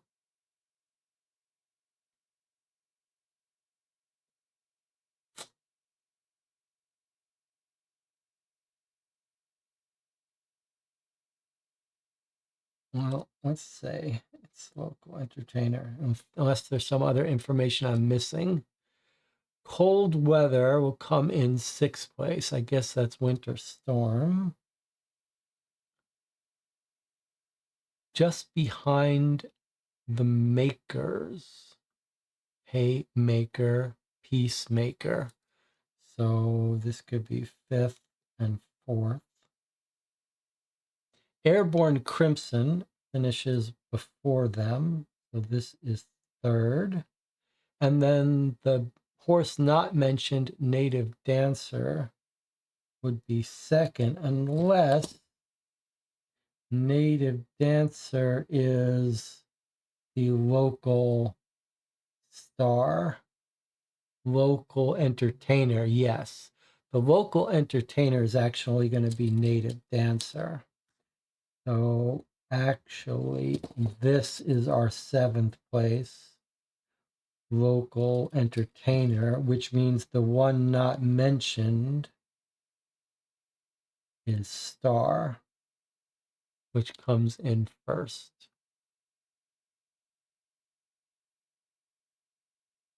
So I get star followed by devil to pay, followed by red fly.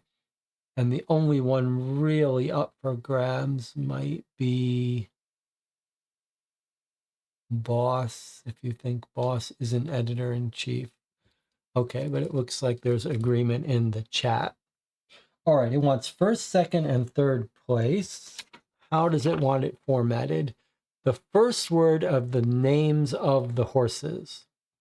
Okay, let's do it. First word of the names of the horses. First, second, and third. So we said in first place is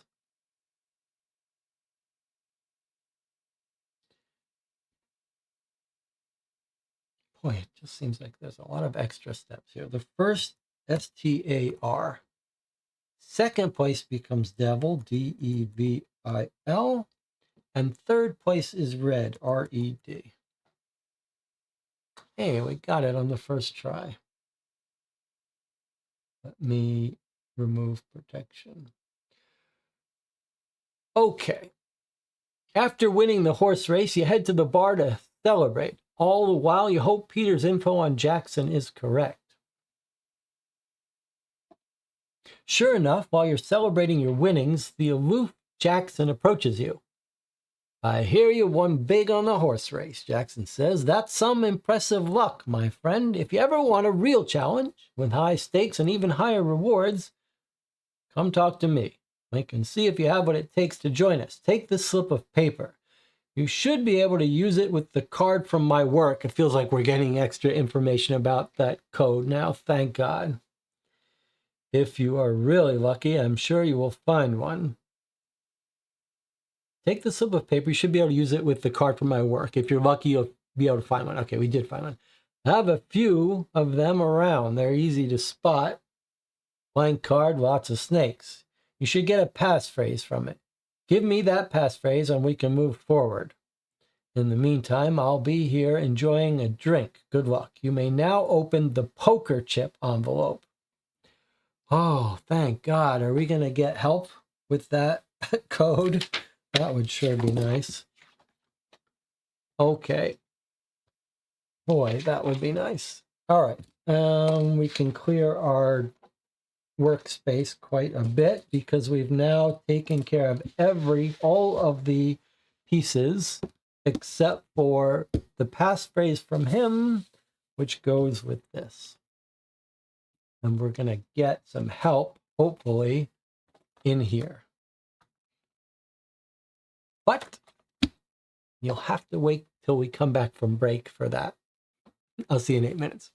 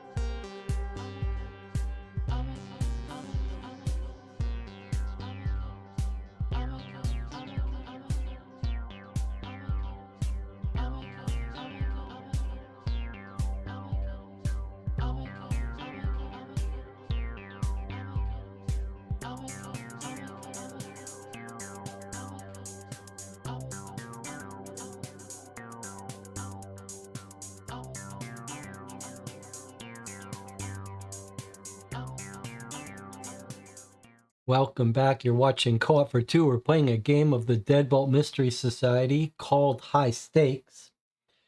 We spent a good 30-40 minutes, maybe longer, working on this one puzzle. Most of the puzzles have been easy, but this one really stumped us.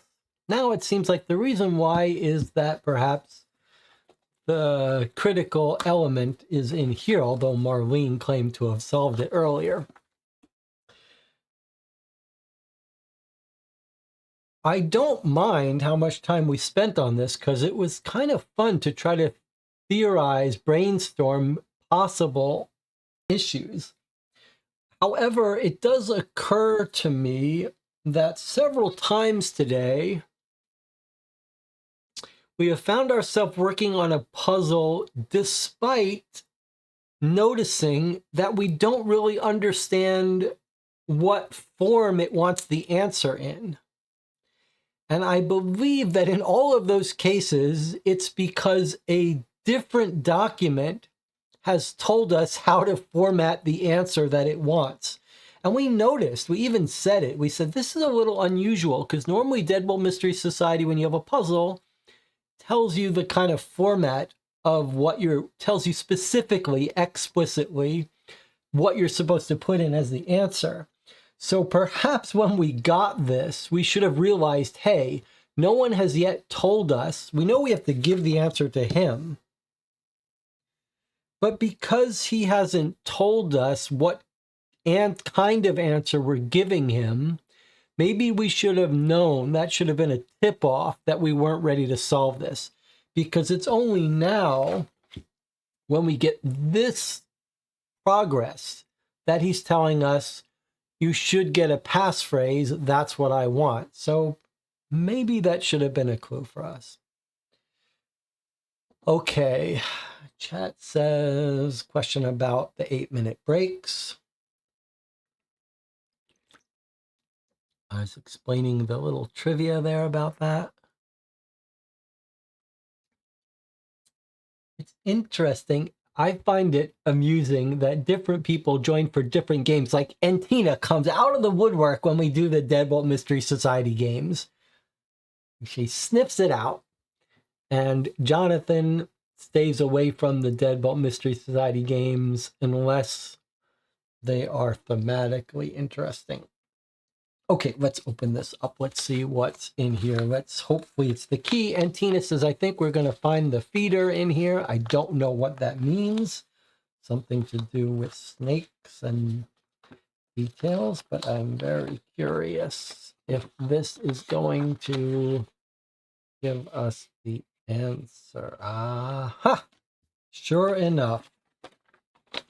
Well, that makes it a lot easier, doesn't it? It tells us what letters to combine and in what order it looks like. Okay, well, that makes life a lot easier, doesn't it? All right, well, we've got our sheet up here. So let's just write all this out. So Y and H, that was the one he figured out. E, D, T, E, E, N. I'm just copying this out so I can write on it. A, I. This looks like P, T, D, O.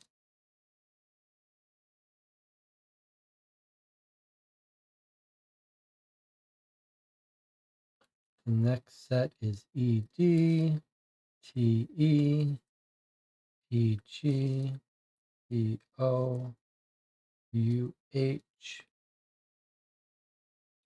P, N, and looks like F, Y. Still don't have a Y. That's pretty strange. Actually, many of these have missing letters. Like there's no K, there's no P. So we are going to have to figure out something else. But okay, let's just make some progress. He figured out that the Y and the H is a 33, which we know maps to a letter F. E and D maps to a 9, which we know maps to the letter O. But now some of these pairs do exist. But I don't know. You have figured out how to get these numbers, why ED is 9, even though I haven't. But I wonder now if it is related to the previous one in the cycle. Let's see. So T and E actually is 30 plus 19, which is 49. Now, if it is like a little Fibonacci, if we actually do subtract the previous one, that would mean that would be a 40, but we don't have a 40 on our list. So that's not the secret. So you guys, I think, have figured out how to go from 40 from, let me redo this a little bit.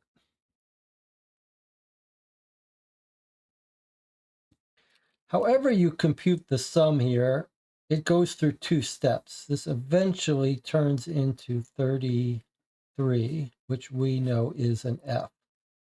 This E plus D actually starts out, if we just add the numbers, as 42, but then that maps to 9 somehow, and we know the 9 maps to an O, and we know this is going to spell some phrase. So what I haven't figured out, but the rest of the channel seems to have figured out, is how you get from 42 to 9.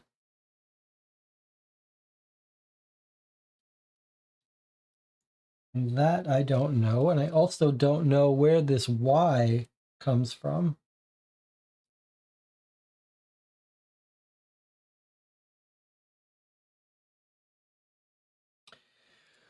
Well, I can see that if E is the 5th letter and D is the 4th letter, you add those two letter positions up and get 9. So if we add these two letter positions up, where's our, do I have numbers here? Did I write numbers here? Yes, okay. So if that theory is right, that would explain why it doesn't matter if we have a Y, because we just care about the letter number of Y, which is 25, plus the letter number for H, which is 8. And indeed, that does give us 33. Okay, so we figured it out. So we don't need to find these on the snake chart. We just need to add the letter numbers here. So T is a 20, E is a 5, so that gives us 25. And hopefully we'll find 25 here somewhere, which is the R. Okay, P is the 16, N is the 14, that gives us 30. 30 is our T. Okay, K is our 11, I is 9, that gives us 20. 20 maps to U. P is 16, T is 20, that gives us 36, which gives us an N.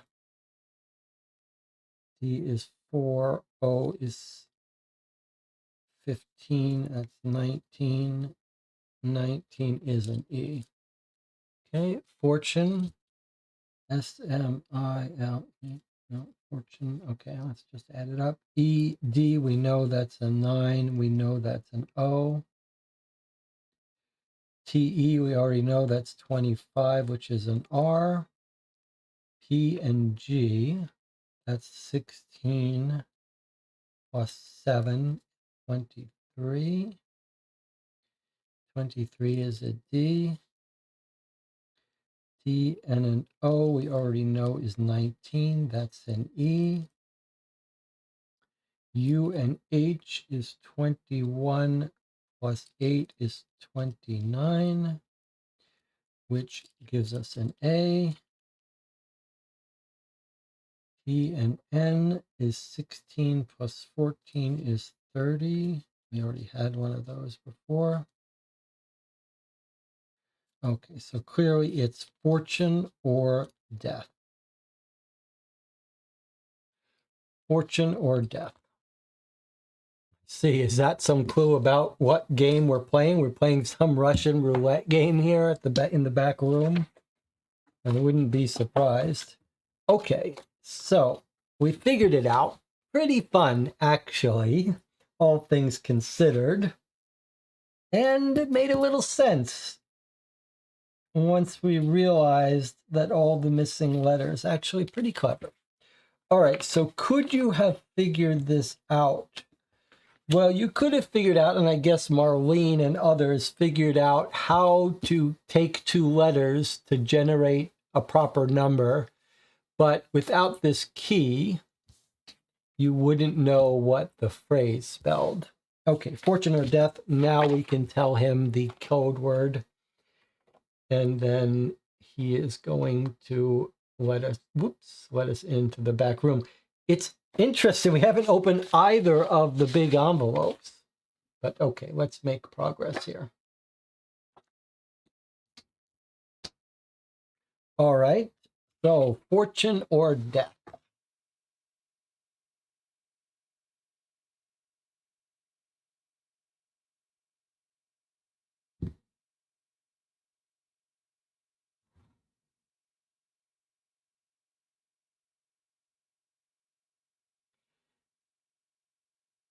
You approach Jackson and give him the passphrase, fortune or death. He gives you a friendly smile and pats your shoulder. You, my friend, are about to be rich. A talented individual such as yourself can go places, and one of those places is the high-stakes casino. It's only for the adventurous who truly wish to live. Follow me, and I will take you there. You follow Jackson to the front of the velvet curtain casino, wary of where he's taking you. Outside, he slips into an unmarked vehicle, waiting at the curb. Get your car and follow me. You head back to your own car and drive around to the front of the casino, pulling behind Jackson's vehicle. He starts off away from the casino as you follow him. Your first instinct is to call in for some backup. Who knows where he's taking you, but you don't want to blow your lead.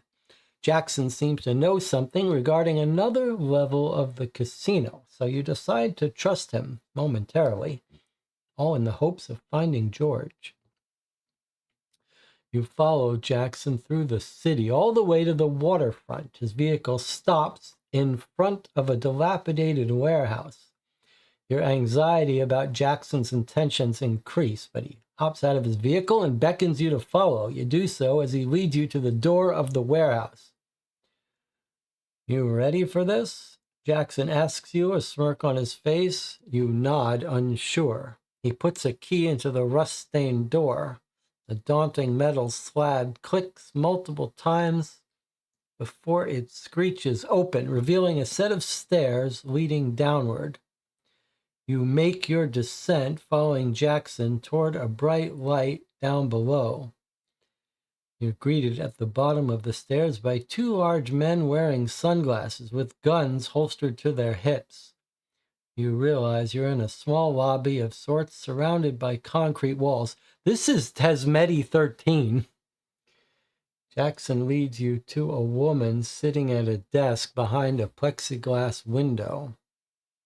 This is the hostess. She'll get you all set up. With that, Jackson leaves you. You turn to face the woman. She passes you a form and asks you to fill it out. After a quick glance over the document, you wonder to yourself why they would have questions about your blood type, recent surgeries, and the rest of your medical history. This place feels more like a sketchy doctor's office than some kind of exclusive casino like Jackson mentioned. Unwilling to let the trail go cold, you fill out the form and give it back to the hostess. And what amount would you like to wager in the casino?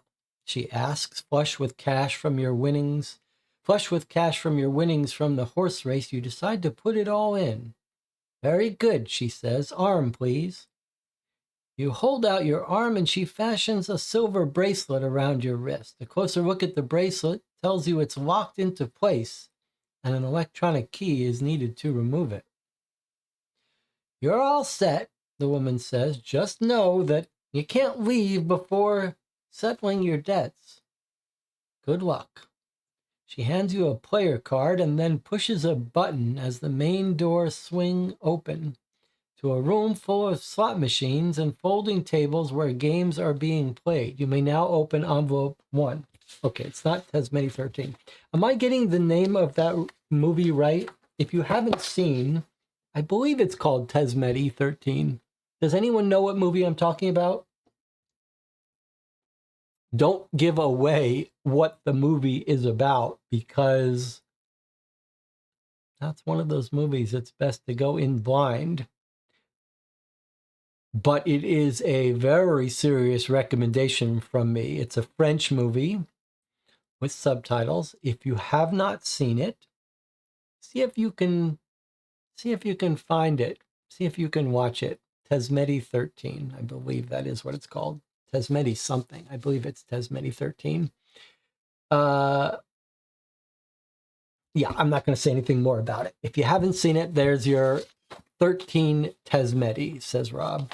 Have you ever seen it, Rob, or did you just look it up? 13 Tesmedi, not Tesmedi 13. Okay, if you haven't seen it, go find a way to watch it. And that's your homework. We'll talk about it next time. All right, so we're going to open envelope 1 here. We have been instructed to do it. See if we can open it without damaging it. It does not appear so. It's better to cut these. Let me try it. Rob says, not seen it myself. Yeah, well, I recommend it highly. Okay, here we go. What's in envelope 1? It is heavy. There's a lot here. Wow. Okay. What have we got? Cool poker chip with money on one side, a skull on the other, letters. It feels heavy too. A nice plastic player ID card. If lost, please return to the front desk. Player ID 547. Back room door needs a code. We've got a roulette table. There are some nice videos on YouTube. What did we do before there was YouTube? There were some nice videos on YouTube about betting in roulette. There's lots of extra bets beside these. Lots of weird stuff. You should watch these videos on roulette table. Apparently, roulette is one of the... it's not... you can get close to even odds. Obviously, the casino always has a little bit of a margin ahead of you. I guess blackjack is one of the better ones, but roulette can also be reasonably good as long as you don't do the exotic bets. There are lots of bets that are much worse for you than normal. But there's some fun... Oh, maybe it's craps I'm thinking of. Okay, roulette isn't that interesting. Craps is the interesting one. Craps is the interesting one. Okay, Dispaminite is correcting me right. It's not roulette, it's craps. Okay, maybe we'll get a craps table. Okay, so this is just a roulette table, no puzzle on the back of it. We've got a map of this floor. We've got poker, blackjack, roulette, craps, another blackjack table, VIP blackjack, normal blackjack, and last chance, whatever that is. That doesn't sound good. Slot machine. Okay, this says read me first. This is the Ouroboros or Ouroboros, whatever it is, the snake that eats its own tail. This is the room we just got into, I guess. All right, let's read this first before we continue. As you enter into the high-stakes casino, cigarette smoke dances in the air, mingling with the smell of cologne. Aside from a few pieces of sparse art, the concrete walls are undecorated. Sounds of excitement and disappointment both fill the air around you as players win and lose at their various casino games. Thankfully, the place is not too large. After taking in the room for almost 10 minutes, you feel like you have the lay of the land. Unfortunately, George is nowhere to be seen. In truth, it's hard to picture him in a crowd like this. Everyone beside the workers seems to fall into one of two groups, the overly wealthy having a good time, or the desperate, haggard few wandering from table to table looking for a break. All the guests are wearing a bracelet identical to your own. Suddenly, a scream breaks through the din of the casino noises, and a man yells, get out while you can." You turn toward the commotion to see the man being dragged away from a table by two employees. Instead of taking him to the exit, you watch them head toward the back of the casino. "Looks like another loser," says the woman standing next to you. As the back door opens, you catch a glimpse of a fluorescent lit hallway. You turn to the woman, deciding you might as well start getting some answers about George. She's obviously a guest like you, based on the wristband you see on her arm. You explain to her that you're supposed to be meeting a friend and show her the picture of George. "Yeah, I saw him. He was here the other day. I hate to break it to you, but he lost a pretty big bet. Ended up in debt to the casino. Depending on how bad he lost, it might be a while before you see your friend again." "Are they paying with their organs?" You persist and tell her it's imperative that you find George. The woman sighs and studies you carefully. It's clear she's trying to make up her mind about whether to talk to you. At last, she says, if you want to get to him, I can think of 3 people who might be able to help you. Courtney is a waitress here. She's very nosy, shows she's likely to have picked up on a few things. Brad is over by the blackjack table. He's sharp eyes and is one of the few people here who manages to win over the house. Ruby has been watching the back door closely. I think she's afraid her debts are going to be called in soon." You thank the woman for her time. You decide to talk to Courtney first. As you're making your way over to speak to the waitress, you notice a man with an eye patch hanging around the door. His clothes are dirty, and you can smell his body odor from here. He looks like he hasn't eaten in 2 weeks. You think he might know something and make a note to talk to him as well. Is that what's happening? Is it organs?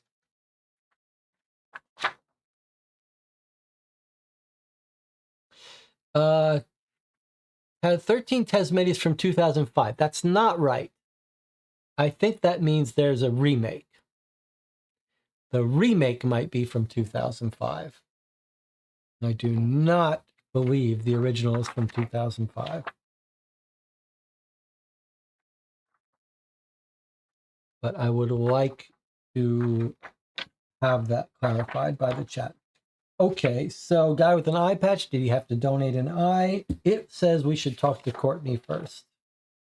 So we'll figure that out in a second. Let's go through the rest of our documents. Here's the drink menu. Was Courtney the bartender? Waitress. Okay. Seating chart at the bar. Where is the bar? Here. Okay, so we've got cocktails, beer and wine, daily special, non-alcoholic. Here's the people sitting at the bar, I guess. Give the initials of the drinks in order 1 through 6. So I guess we'll have to figure out who's ordered what. Here are the people. Okay, so it said we should definitely talk to this guy eventually, but it suggested we talk to Courtney first. The waitress, the nosy waitress.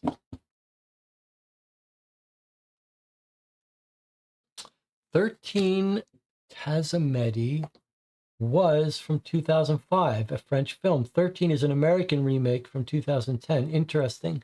Well, it certainly looks like a low-budget old movie. But it may just be a low-budget filmed old movie from 2005. Really? Just 2005?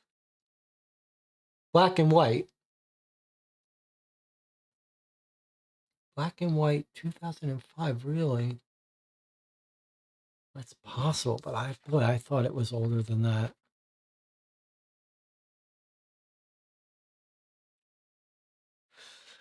All right. Well, we'll check it out between sessions. Here's Courtney. What's her attitude? Don't these people realize I'm still new at this? Why would they all ask for their regular drinks? How am I supposed to know what their regular drinks are? I'm scared to ask them because they seem like an important group. I know Alan always gets a cocktail based on the day of the week. Okay, let's she looks like she's got a lot to say, but we might as well solve it as we do it because she looks like she's going to go on for a while unless I can't read it. Let's try to get it so we can read it. Okay. What have we got? Alan, who's at seat 4. Let me just write these out. 4, 5, 6. Okay, so 1 is Mark. 2 is John. 3 is Katie. 4 is Alan. 5 is Lisa. 6 is Tori. Okay. Alan always gets a cocktail based on the day of the week. Well, there's our cocktails.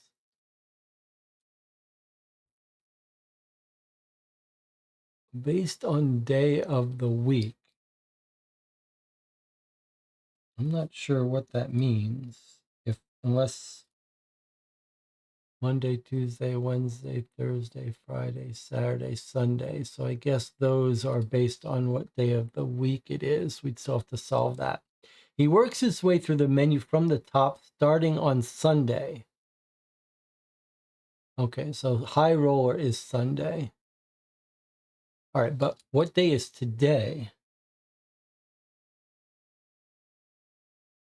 I'm not sure we know.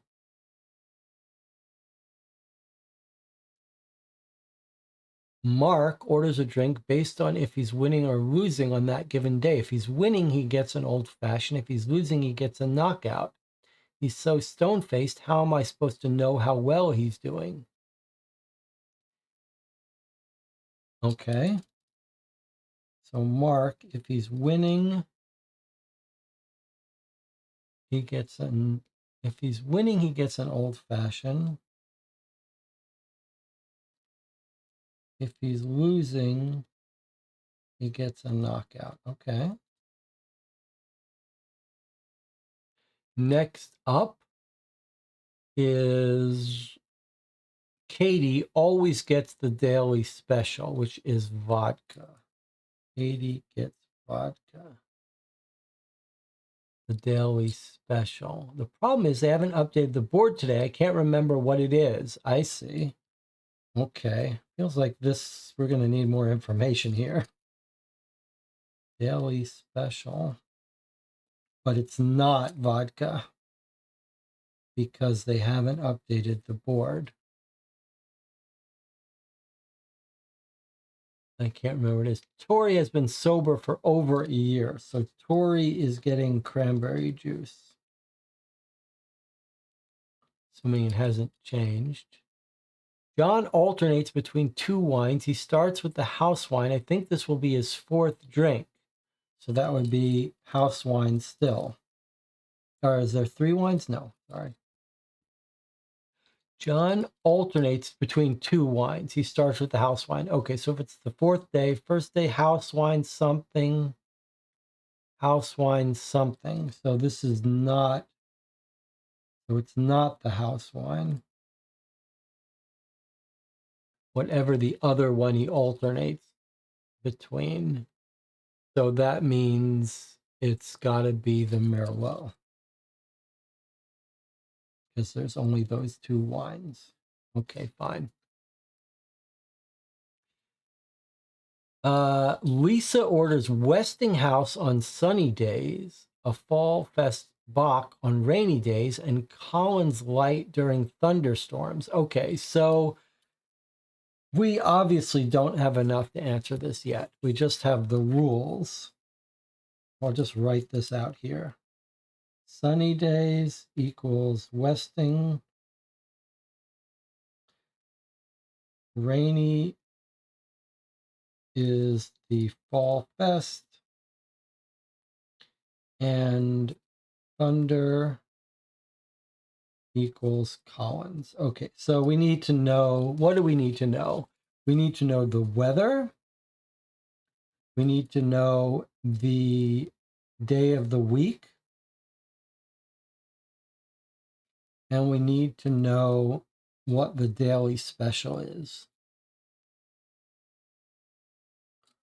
I think,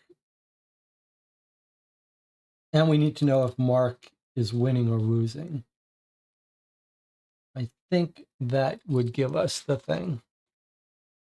Okay. So we need more information for that. Okay, the next person we wanted to talk to was a gambler. We weren't told here what any of those answers are, were we? Maybe we were. Were we told about someone looking like they're losing? I remember that. Get out, dragged away.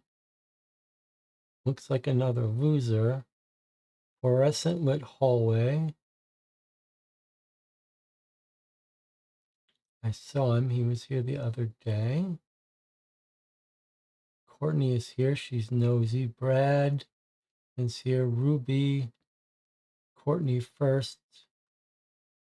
We see the eye patch dirty. Okay.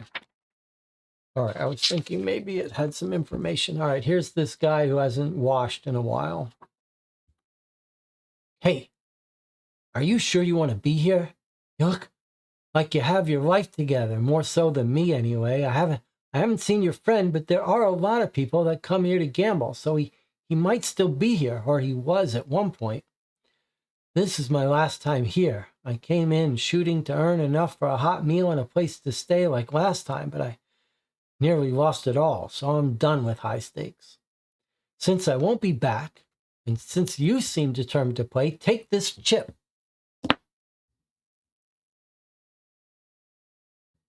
It will let you play at any of the VIP tables. You just give the dealer the passphrase you get from it. Now, if you'll excuse me, I have to leave. I wish I had an umbrella for the rain, but I guess I should just be grateful it's not thundering. Okay, so what have we learned? It is rainy, which means that Lisa gets the Fall Fest. It's rainy and it's not thunderstorm. Okay. Done and done. And then there's a code we're going to get from this. Otherwise, we're done with that. All right. Back room door. We don't know that.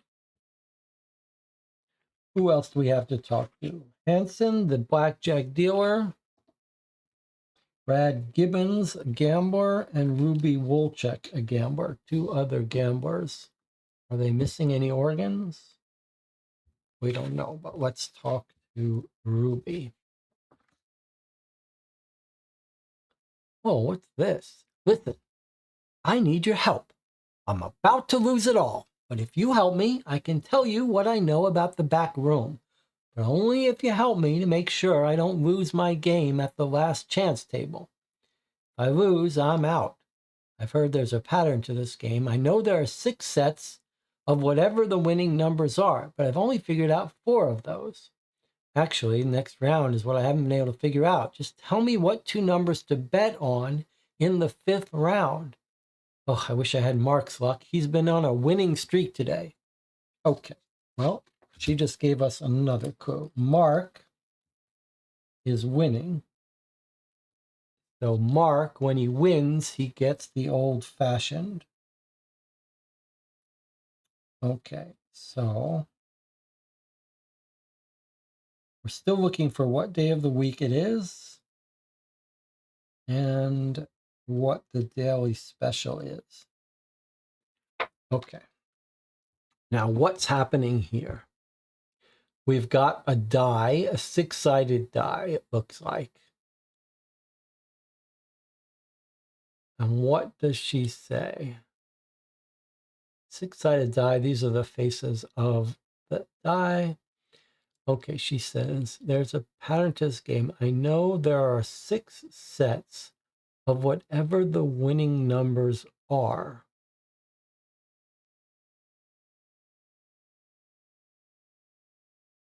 I've only figured out 4 of those. So she's figured out these are the winning sets.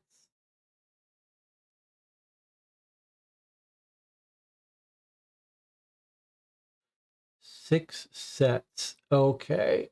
I wonder if we're looking at opposite sides of a die. So if the skull, no, that doesn't work because here's a different pair. Okay, let's see. There's a pattern. I know there are 6 sets of whatever the winning numbers are.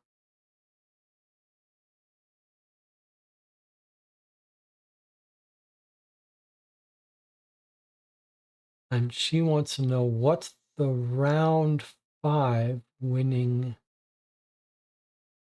set.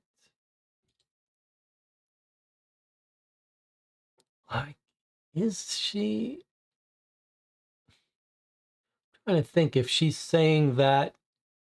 Is she saying that she's discovered 4, but if you roll these on any round, you win? Or is she saying that only on round 1 do you win if you do this? Round 2, only if you get this do you win? There's a pattern. I know there's 6 sets of whatever the winning numbers are, but I've only figured out 4 of those. Remember, don't shout out the answer if you figure it out. Just say you figured it out. Just tell me what 2 numbers to bet on in the 5th.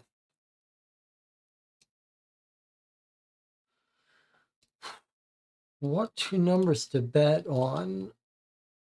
It sounds like it's saying that each round there's a unique pair and you have to guess what they are. Okay, so it does look like 6 sides of a die, but all right.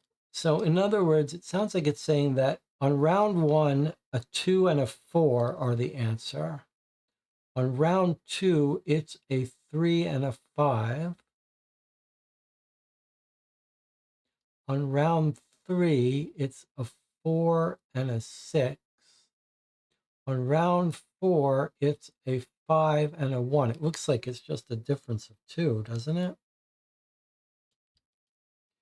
2 and 4, 3 and 5, 4 and 6, 5 and 1, 6 and 2.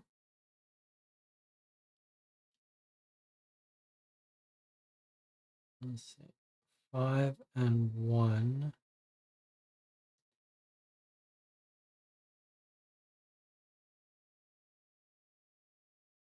2 and 4. 3 and 5.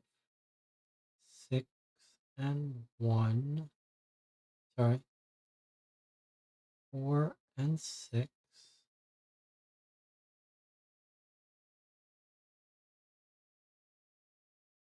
4 and 6.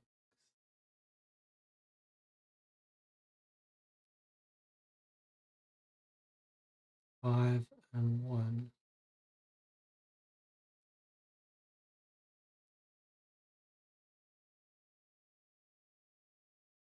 What's in between? What's in between? All right, well,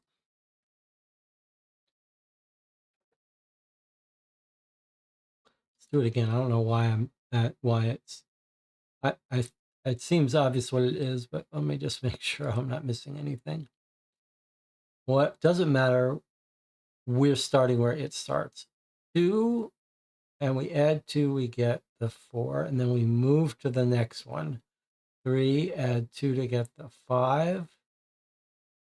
Then we move to the gap one. 4 and 6. Then we move to the gap one. 5 and 1. And then we move to the gap one. So this will be 6 and 2. Okay. That seems fairly clean to me. Okay. That's just wants those 2 digits, huh? Okay. Any disagreement about that? 6 and a 2? Anyone want to disagree about that?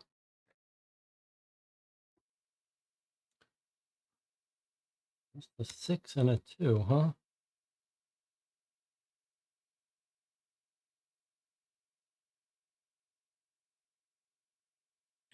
Just tell me what 2 numbers to bet on. Okay. There you go. Easy enough. Thank you so much. You have no idea how much this means. I can finally get out of here now. I don't know what they're doing in the back exactly. No one talks about what really happens to you when you lose, but there are rumors. Some say you're killed back there. Others say you just go missing. All I know is whatever happens beyond those doors isn't good. Always been curious about what's back there, but not curious enough to want to go back there, if that makes sense. Makes complete sense. Earlier, I watched a security guard escort a guest to the restricted area. The guard was covering the keypad from the side with his hand, but I was able to catch a glimpse in a mirror as he pushed the middle 2 numbers. It looked like he hit the top left and bottom right on the keypad. Okay, so this is a little mirror trick. Okay. Where's our keypad? Okay, there's our keypad. So 3 by 4.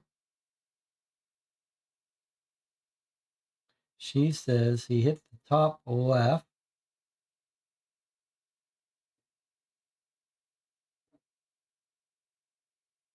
Our top left, but it's mirrored, so we think a 3. He put the middle 2 numbers. Oh, middle 2 numbers in the set. So blank, 2, 3, 4. So she saw him push top left and bottom right. So really, 3 and the 7 are the middle 2 numbers of a set of 4. I believe how I read it. Don't watch the original. Don't watch the remake. Don't watch the remake. Okay, well, let's put that aside. We're done with that. So someone else is going to fill us in on some more details. Okay, let's talk to Brad Gibbons. Excuse me while I finish my gin and tonic. It's my favorite drink here, and I'm glad it's today's special. People think I'm lucky, but I'm just good. Problem is, it's gotten hard to count cards now that there are 2 VIP blackjack tables. If you help me figure out which table will hit next, I can tell you everything I know about this place and your friend. I count using high-low, the most common card counting system. Okay, let's skip this for a second. He says the daily special is what? Gin and tonic. So that's our Katie. Gin and tonic. Okay, so we have every drink except we need to know the day of the week, assuming we haven't already overlooked it. That will tell us what Alan gets, and then we'll be able to answer that. All right, now, does everyone know what card counting is? Card counting is a technique for beating blackjack, giving yourself a margin in blackjack. And it's illegal, but it's hard to track people who are good at it. But if the casino thinks you're card counting, they will kick you out. Now, what do you do when you card count? You're trying to figure out, they're dealing cards from a big shoe of decks. However many decks are in there, I don't know. And they're picking out cards and throwing them on and putting them on the table. And what you're trying to count is you're trying to figure out when there are more face cards, when there are more high cards like jacks, queens, kings. You're trying to figure out when the deck is rich with those cards. And when they're rich with those cards, you're more likely to get a 10, and you can then figure out how you should bet. So what you're trying to count is how rich the shoe is with these face cards, picture cards. So I don't know more than that, but here we're being told what the basic system is. So if it's a 2 to 6, you add 1. If it's a 7 and 9, it's a wash. And if it's an 8, it's a -1. So every time you see a 2 to 6 come up on someone's hand, you add 1, 7 and 9, 0. So a low score on a low running tally of the shoe means it's rich in high cards. Okay. So starting at 0, as each hand is dealt, you will either add 1, subtract 1, or do nothing based on each card's value. Give me the total count and I'll give you my info. Okay. So this isn't self-contained. We need to watch blackjack going on somewhere. At the blackjack table. Do we have a card for blackjack table? Not really. Oh, I didn't even see this. Here are the different games. All right, so we'll have to come back to this once we watch a game of blackjack. Oh, here we go. Here's the blackjack dealer. Hanson James, the blackjack dealer. Oh, you want to play? Fortune or death? Fortune is wealth. What is death? Let me know the answer and I will deal you in. Do you want to play? He says, fortune or death? If fortune is wealth, what is death?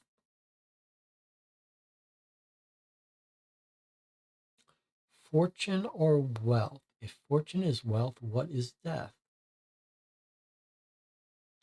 All right. Is it a letter substitution? Fortune is 7 letters. Wealth is 6 letters. Fortune or death? If fortune is wealth, what is death? It's not a letter for letter substitution.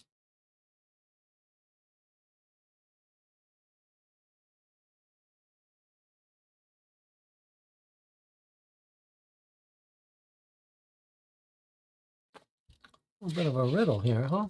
All right, well, if you know the answer, don't scream it out. Fortune or death? If fortune is wealth, fortune or wealth or death, right? Fortune or death maps to wealth or something else.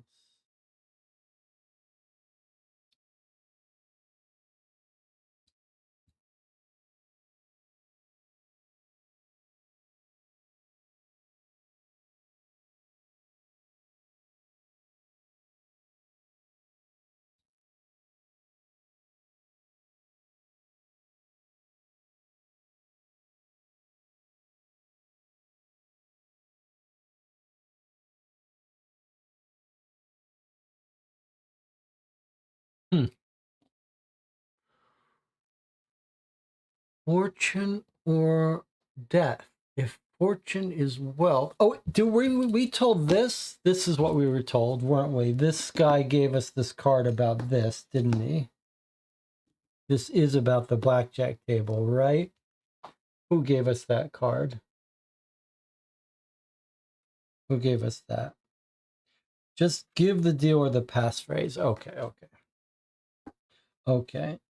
It is a little weird because it's the wrong number of letters here, but let's see. Okay, so look, there's death. There's fortune. Okay, so if fortune is wealth, let's see, how do we make that work? How do we make fortune turn to wealth? F, it's not opposites. F is black. F, let's see if we can spell fortune. No, but can we spell wealth? W-E-A-L-T-H.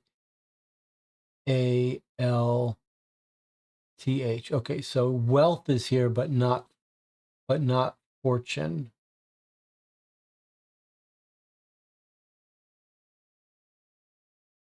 What have we got here? 1, 2, 3, 4, 5, 6, 7, 8, 9, 10, 11, 12, 13, 14, 15, 16.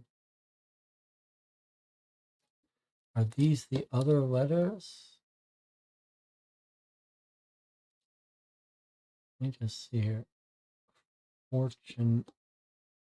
Fortune isn't on here, but wealth is. F.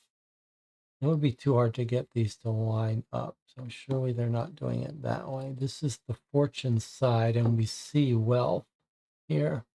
W E A L T U. I see what's happening here. Guess maybe it's just a. I see.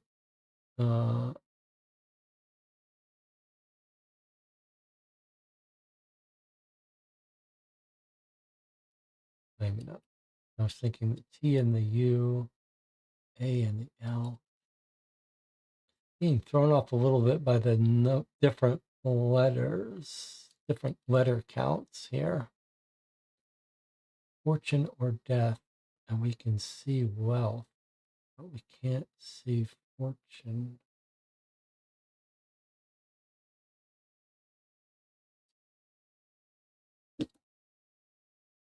Can we see fortune here? F-O-R.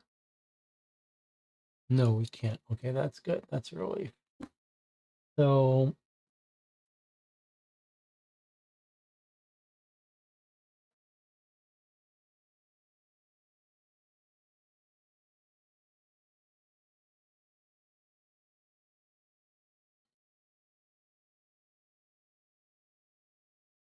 W-E-A. They're not all red. A and L are going,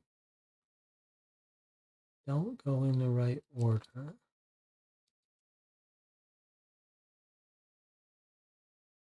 If fortune is wealth, fortune is wealth. Why? How are we getting wealth from this?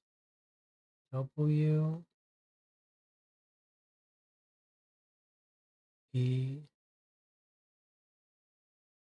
A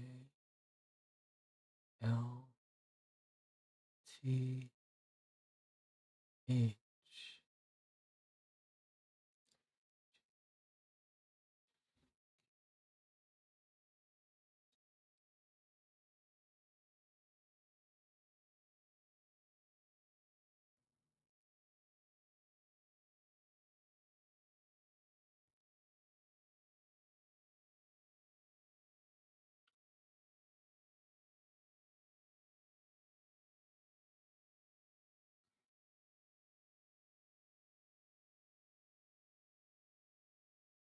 It's a weird situation, right? Because whatever pattern gives us wealth on this side, we don't know what it's supposed to give us here.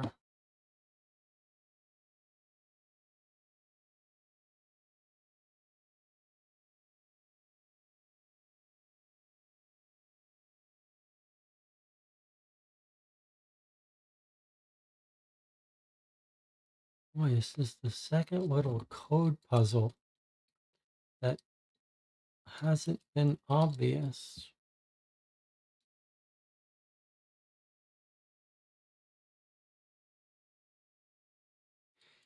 So rather than try to solve it, let's try to think logically about pieces of this puzzle for a second. how do you get the first letter? There has to be an exclusively single way to get the first letter here, because we're going to have to go from D to some word here. So even if there's like a pattern, like skip 2, skip 2, skip 3, whatever, or skip however, but we still would have to know, how do we get this first letter in order to repeat it on this side? Whatever pattern we can figure out for here, we're going to do it on the other side. How do we get to the W?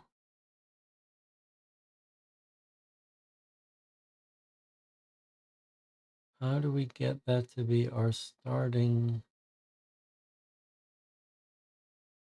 W, E, A, and then it's going to an L, T, H.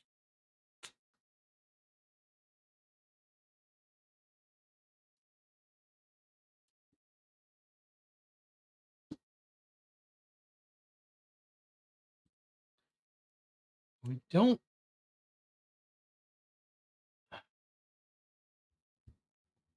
This 5, 4, 7. 1, 2, 3, 4.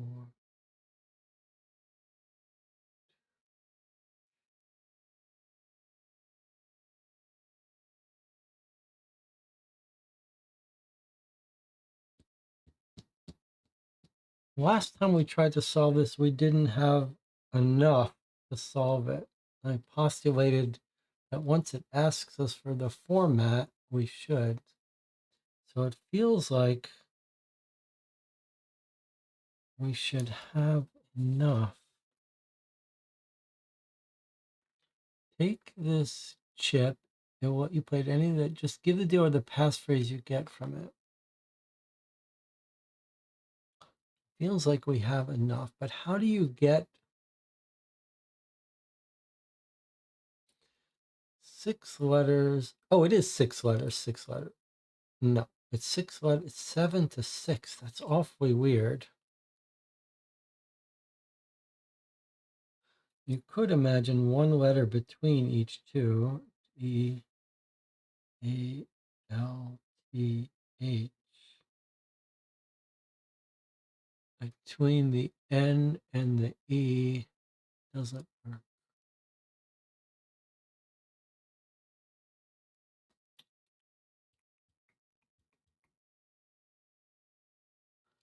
It's not going to be a. It's not going to be. It's probably not going to be letter for letter. Although I guess you could say it could go letter for letter, and then more letters here. It doesn't seem like it though. It's not letter for letter. What is it?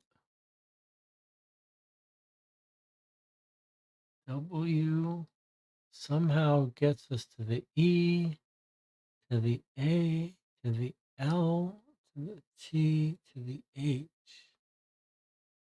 That's so weird. TH is like this line in $sign. TH. Is it? Are we making an SWEALTH?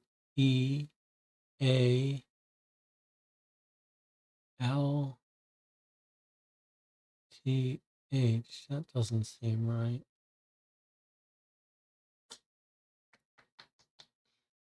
And then this you couldn't do that with. Must be kind of tempting.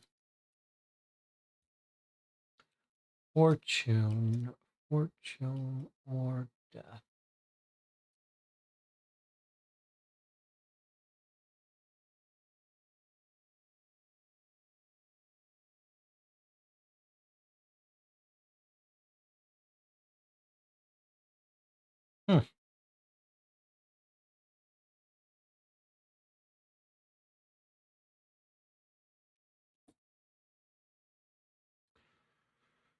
Sounds like the chat is trying to come up with an answer and type it, which is not legal. But I'm just going to avoid now looking at the chat.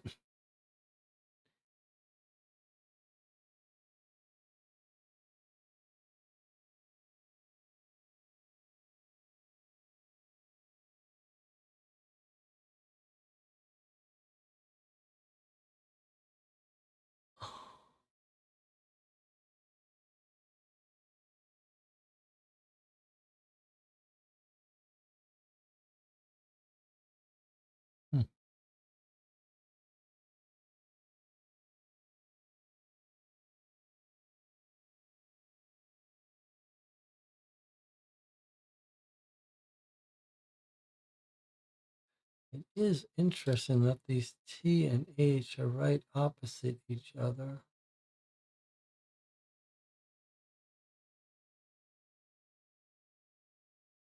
But then E-A-L, fortune or death. It sure seems like there's going to be a pattern that we find here, and then we repeat it here. But how would you get the first letter, even if there was a simpler pattern for jumping around? It has to be a, then these don't have the same numbers of letters. That really throws me.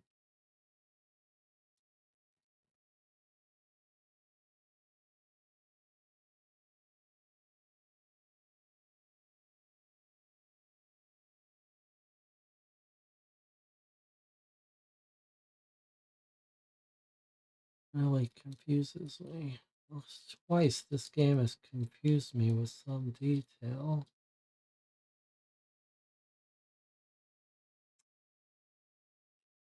How would you know where to start if you don't have an F? We do have an F.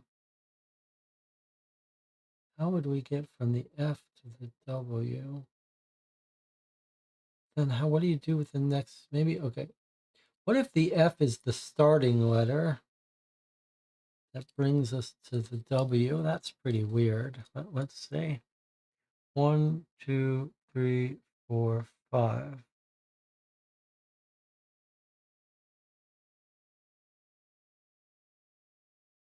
One, two, three, four, 5. So we have to somehow get to the E.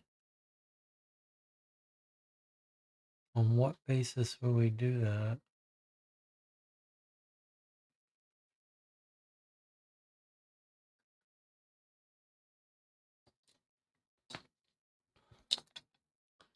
Seems unlikely. Oh, it's 15 though. 1, 2, 3, 4, 5, 6, 7, 8, 9, 10, 11, 12, 13, 14, 15. 1, 2, 3, 4, 5, 6, 7, 8, 9, 10. All right, well, it's time for us to take a break. I can't look in the chat because it looks like they're trying to solve it or posting ideas for solving it. So we'll just take a break.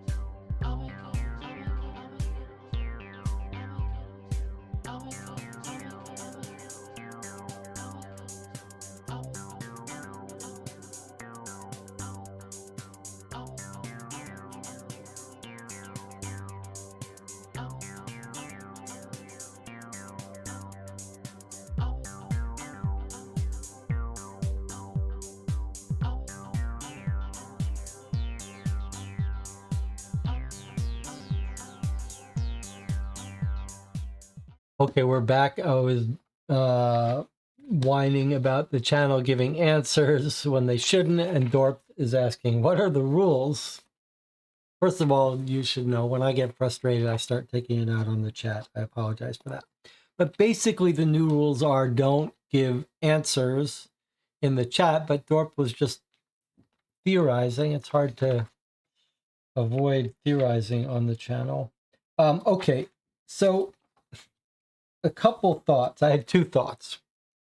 I just sat here during the break. I didn't do my normal thing. Okay, two thoughts. First of all, look at this. We've got reds and blacks.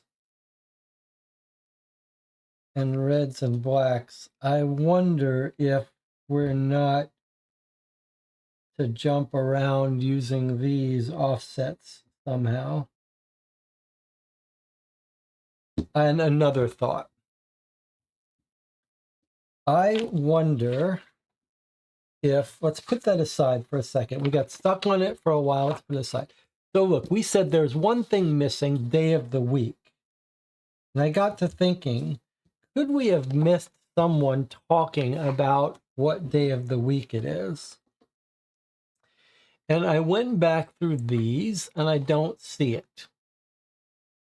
I don't see anyone mentioning what day of the week it is, but look what I did see. So here's our introduction.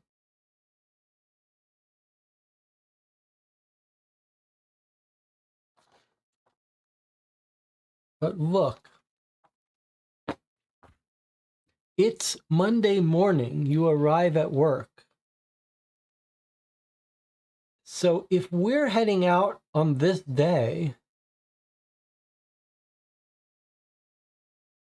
then is it Monday morning?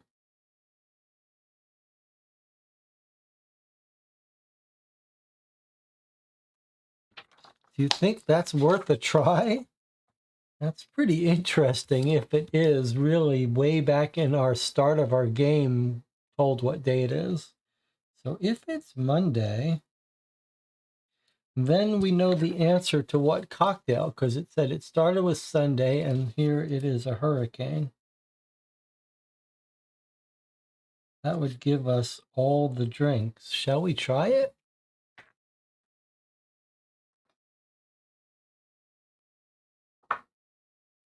Thorpe says, can you throw out theory guesses on how to solve it if you aren't sure of them? I guess the rule is you can do that as long as you're wrong. But if you're right, then you're breaking the rules. Okay, and Tina figured it out. Rob figured it out. All right, so obviously you think we have enough to figure it out, but I don't. So I'm going to just put it on, pause it for a bit and go back to this question. Initials of the drinks in order 1 through 6. Okay, I'm going to try to solve this one. I'll come back to the chips, even though we've got a situation again where it's being claimed that we can answer it. Okay, so I think the answers are here, although I didn't write them down super accurately. In order 1 through 6. So Mark, I've got as ordering an old-fashioned. That's an O. John is getting a Merlot wine. Katie is a gin and tonic, G.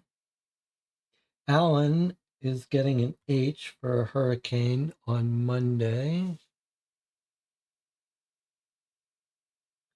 Lisa, because it's raining, is getting a Fall Fest Bock, which is a beer.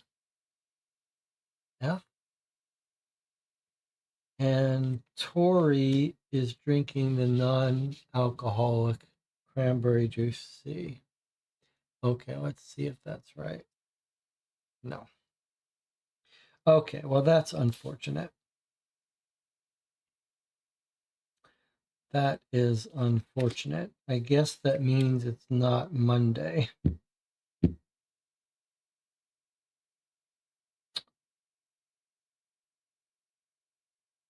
Unless I type something in wrong. The initials of the drinks in order 1 through 6. Initials. Does that mean it wants 2 letters for each? Let's try it. OF for old fashioned. MW for Merlot wine. Gin and tonic GT. But then we've got hurricane, if the day of the month is right, day of the week is right. That's just one. I'll just put an H. And then Fall Fest Bach, and then cranberry juice. I think this is going to be wrong due to day of the week. But yeah, okay. So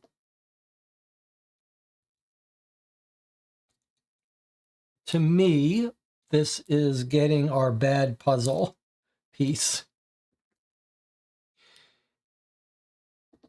This is our first bullet in the chamber of bad puzzle. Now, why do I say this is a bad puzzle? It's possible I'm typing in something wrong, but this part, the initials of the drink, is way unnecessarily confusing. There is no benefit of that than just saying give the first letter of each drink. Because now every time we have a hypothesis, I have to figure out, I have to try a version of it with just the letter, a version of it with multiple letters.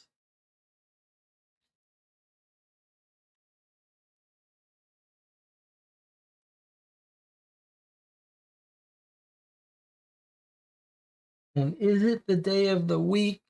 Is it Monday? Is that the problem? Am I just typing it in wrong?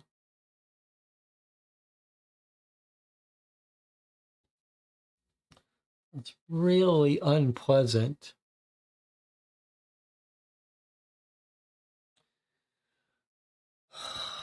Day of the week seems right, says Rob. Are we sure about the others? Okay, let's see. Alan always gets a cocktail based on the day of the week. Goes to the menu from the top starting on Sunday.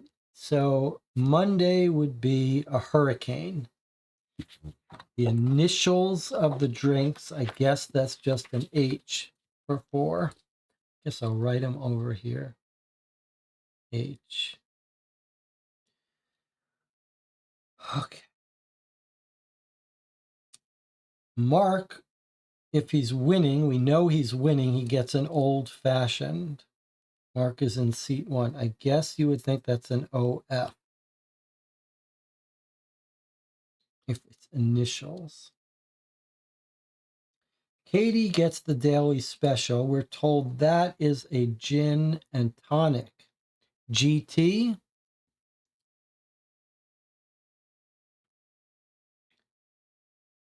Tori has been sober for over a year. That's cranberry juice. CJ. John alternates between 2 wines. He starts with the house wine. I think this will be his 4th drink. So 1, 2, 3, 4. This should be Merlot. MW for Merlot wine, if it's initials.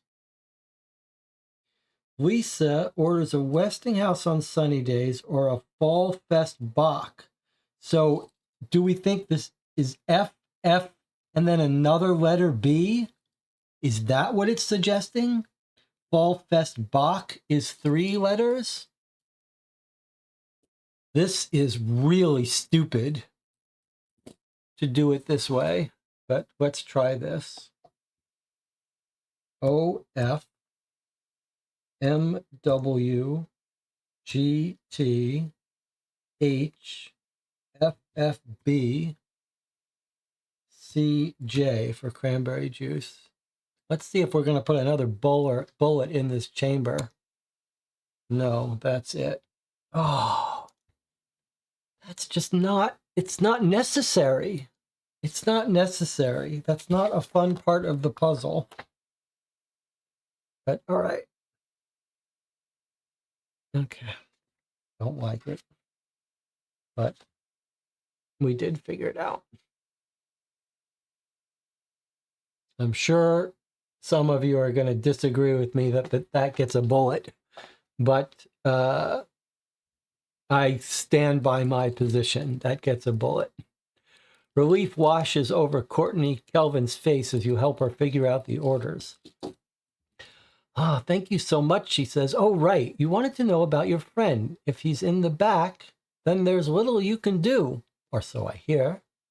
She pauses, looking around, and then says in a low voice, I've never actually been in the back room, but I think something important is in there. I've only been able to figure out the last digit in the code, so I don't get in trouble for telling you. Just look at the roulette table and think of placing a bet on 27, 30, 33, 36, 35, 32, 35, 34, 31, 28, and 25. Okay, so it's roulette table time. Let's see if we can figure out her pattern. She says, look at the roulette table. Okay, we're looking at the roulette table. She says, go 27, 30, 33, 36, 35, 32, back to 35, 34, 31, 28. Okay. She's spelled out a digit. Is that what she's done? It goes like this. And then this. 27, 32, then back. What is that? It's not a numeric pattern, is it? It's a drawing.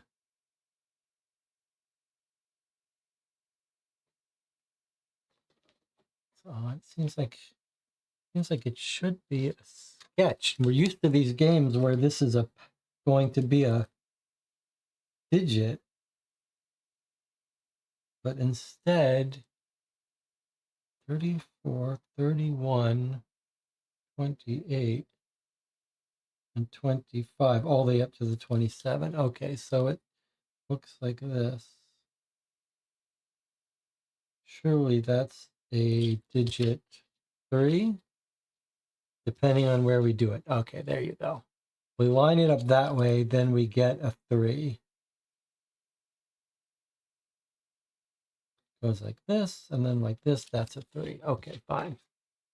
Let's see if the channel chat broke the rules. No.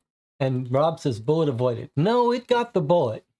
It got the bullet. But I do appreciate you telling me that you were convinced the day of the week was right. That was helpful to put me back on that schedule. Okay, so what does she say?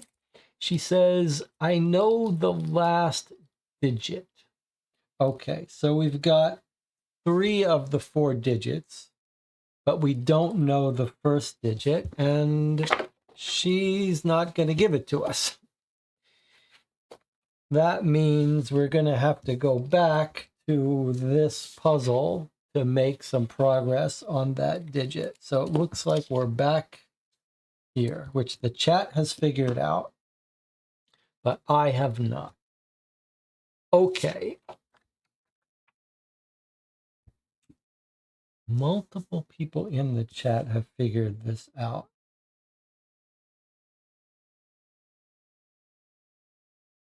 All right, let's think about it for a little bit. Then I'll take help from the chat in a few minutes. Okay, so let's get our time cards here. I'm going to keep track of this. We're going to keep me on a strict time schedule. In fact, we're 15 minutes into this. Is that right? Since the last break? Okay. Now, those of you who know about poker know that these chips, these big time cards, are used. If you have a tournament, you give each player a stack of them. And then if a player, there's a time limit to making your decision each turn. And so each player has a couple of times they can say, I need more time to work on this. So I am going to make a tough decision here that's going to make the chat unhappy. But here it is. We're 15 minutes into this schedule, into this slot. So we are going to use up, I don't need these. These are just for semiotics. I'm going to spend the next 45 minutes on this puzzle. And you can feel free to walk away. If we don't get it in 45 minutes, then I will take an answer from the chat. Let's say it 40, possibly for 45 minutes. Maybe I'll stop sooner, but you should feel free to go get a meal if you've already solved this. Otherwise, you can work on it with me. All right, we're going back to our crack the case approach. Don't try to stumble or brute force the solution. Just talk through ideas. Fortune or death. We think these are the two sides of the coin, death and fortune. That means we expect to find wealth on this side, and we can in fact see it, W-E-A-L-T-H. And I notice the T and the H here are at the opposite sides when it's straight up and down. That is awfully tempting. I thought maybe $ TH, that line down the middle, maybe W-E-A.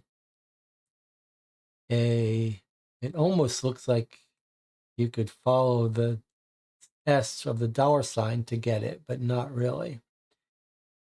Now, I was trying to think, how do you get from fortune to wealth? Is it some cipher, some rule gets you this? But then we notice there's 7 letters here, 6 letters here. I do think you could argue that maybe you don't need to actually do anything with this word fortune. Maybe the only load that this word fortune is carrying is telling what side. So there was some, I think the chat was sort of suggesting, look at the other opposite end of this, like the W is on the other side of this, but I don't think it's easy to get these stickers lined up, but they actually do seem to be lined up well. But what if it's just that this is the fortune side and here's the pattern? You go here, then you go here. So this is like the 3 o'clock. In fact, this does look like a clock, right? 12, 1, 2, 3, 4, 5, 6, no, 7, 8. Okay, but if we start out at the 2, and then we go back to 90 degrees, let's see that. If we started out G-O, is that what it would be? Yes. G-O. If we started out this position and then go here, and then W-E, and then where's our A? Let me just do it here so we can see it better. In fact, I wonder, what if we instead did it like this? Then we would expect to see a 6-letter word as our answer, right? Okay, what if we did it like this? W-E-A-L-T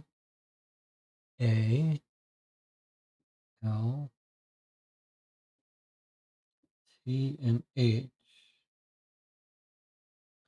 Nice to put numbers on these, huh? Okay. So we won't do it that way. We'll do it this way. So 1, 2, 3, 4, 5, 6.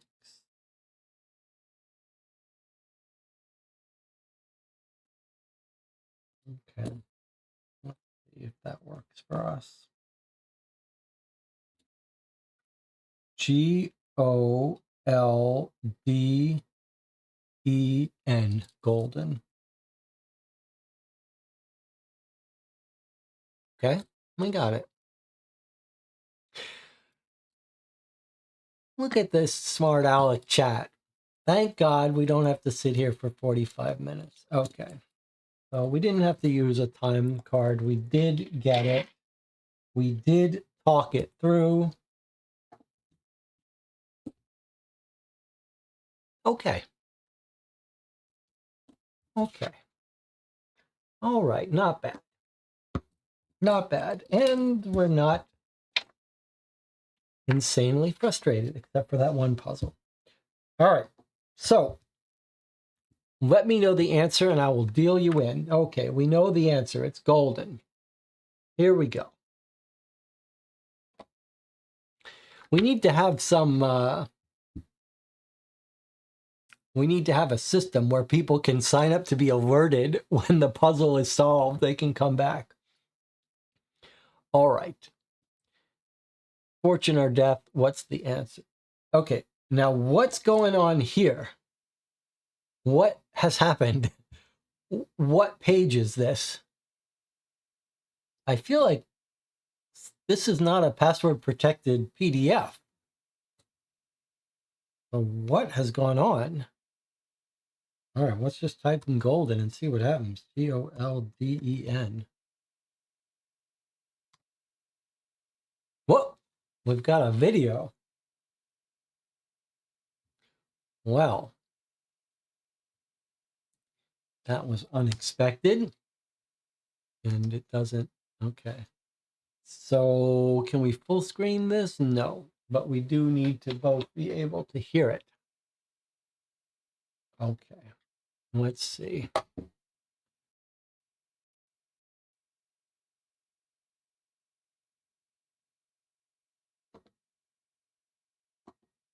Let's see if I can hear it with you.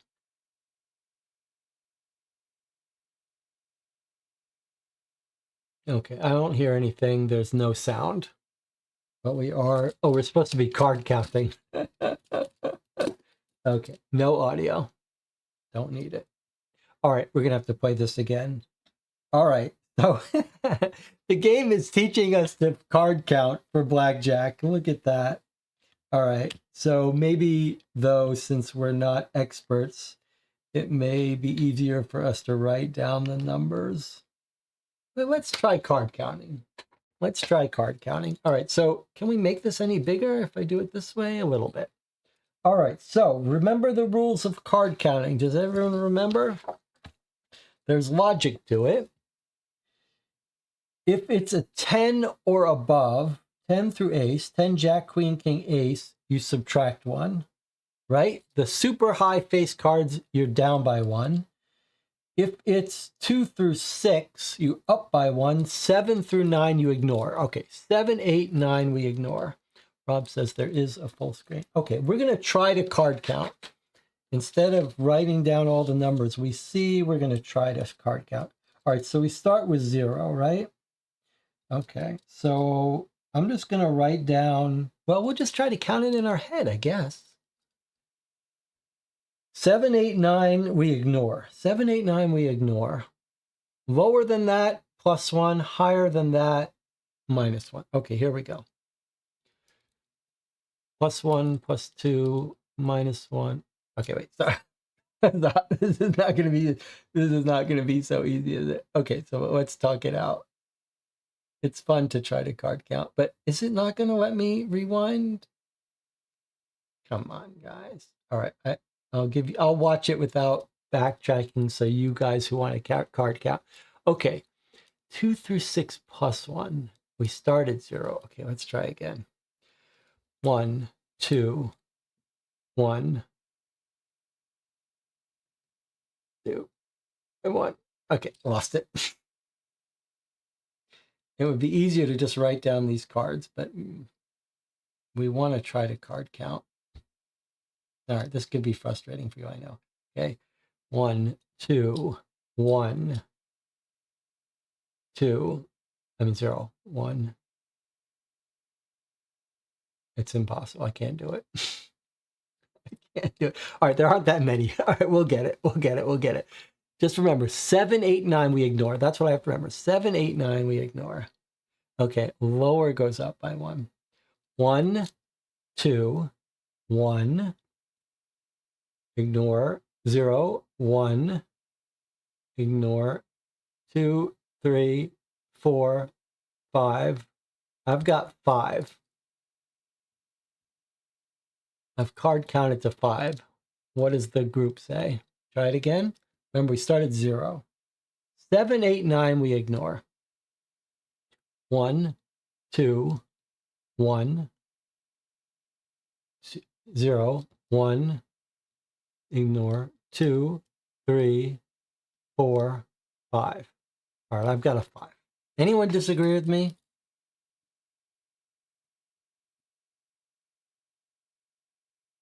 All right, I'll give you once more so you can do it at home. You can learn to card count. 7, 8, 9 you ignore. Lower than that, up by 1. Higher than that, down by 1. I'll be silent. I'll let you guys do it.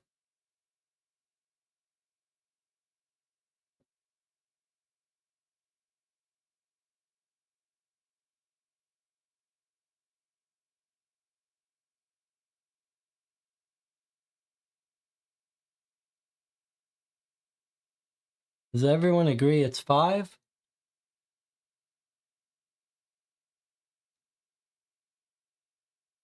Maybe I don't need to rotate it if there's a full screen. Everyone got 5. Okay, let's do it then. Give me the total count and I'll give you my info. Okay, so we're going to help Brad cheat by card counting.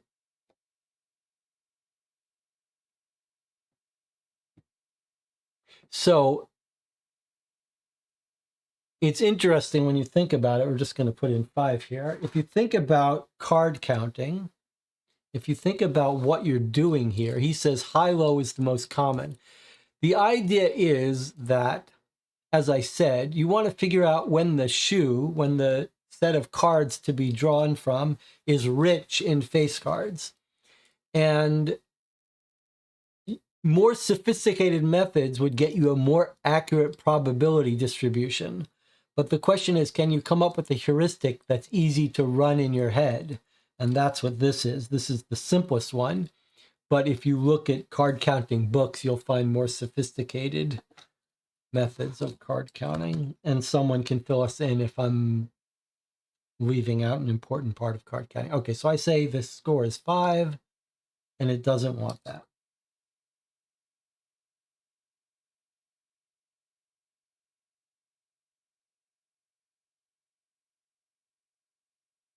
Well, I don't get it. How could we be wrong? How could we all be wrong? Maybe it's groupthink. Maybe starting at 0, count each card. Give me the total count. It's not 5.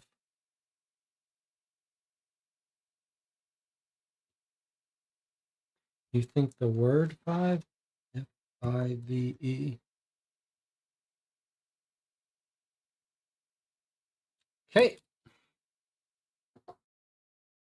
This is the problem with using encrypted passwords, which they've moved away from.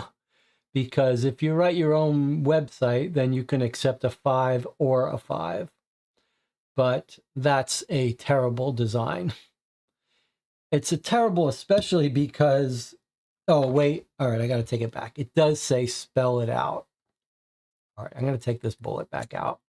I won't penalize them for that, although I don't like it. But it should have said starting at 0, but I mean, Z-E-R-O, and it should have spelled out 1, 2, but it does say spell it out. Okay, I've unshot the bullet. Unshot the bullet. Let's take it easy. While I was walking between the tables the other day, I overheard one of the security guards mumbling to himself. The gist of his complaining was that they had changed the door code. He apparently has a bad memory, so he invented a phrase to help him remember the code. I only caught the first part of what he said. He said, all the card tables divided by slot lanes. That should get you the first part of the code. All the card tables divided by slot lanes.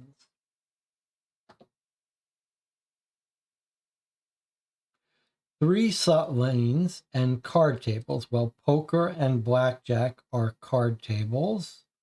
And so is blackjack here. So 1, 2, 3, 4, 5, 6, 7, 8, 9, 10, 11, 12. 12 divided by 3 is 4. Last chance isn't cards. So we think the answer is 4.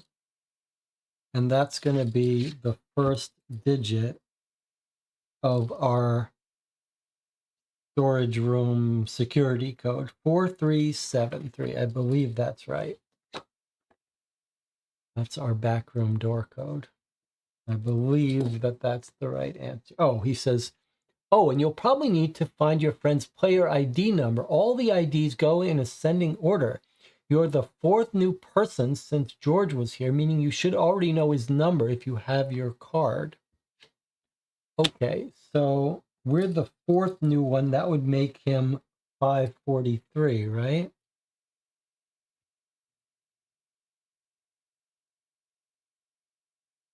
Four, five, six, seven. Okay, so ID 453. Why do we need George's player ID to open the door? Kind of weird. What's the logic of that? All right, well, let's try it.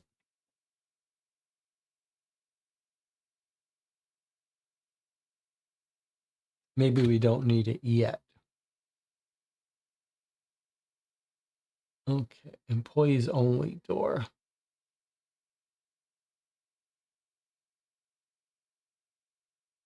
Okay, so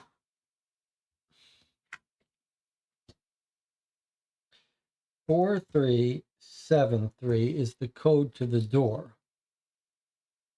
I don't know why we would need his ID card, so I'm just going to try this 4-digit number first.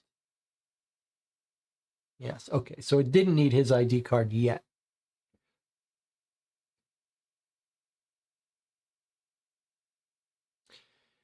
Making your way across the gaming floor of the high-stakes casino, you take care to watch your surroundings as you head to the door in the back that reads employees only.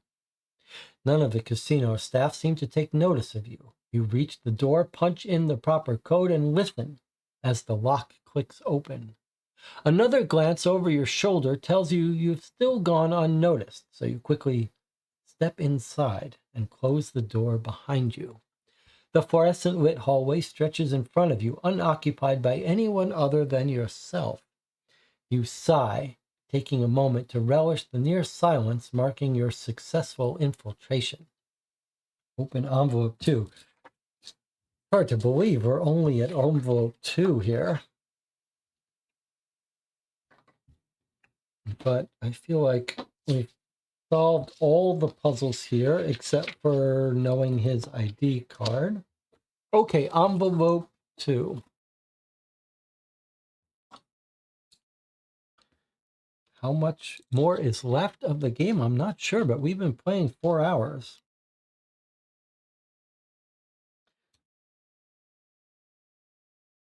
What? Why is this hard to open?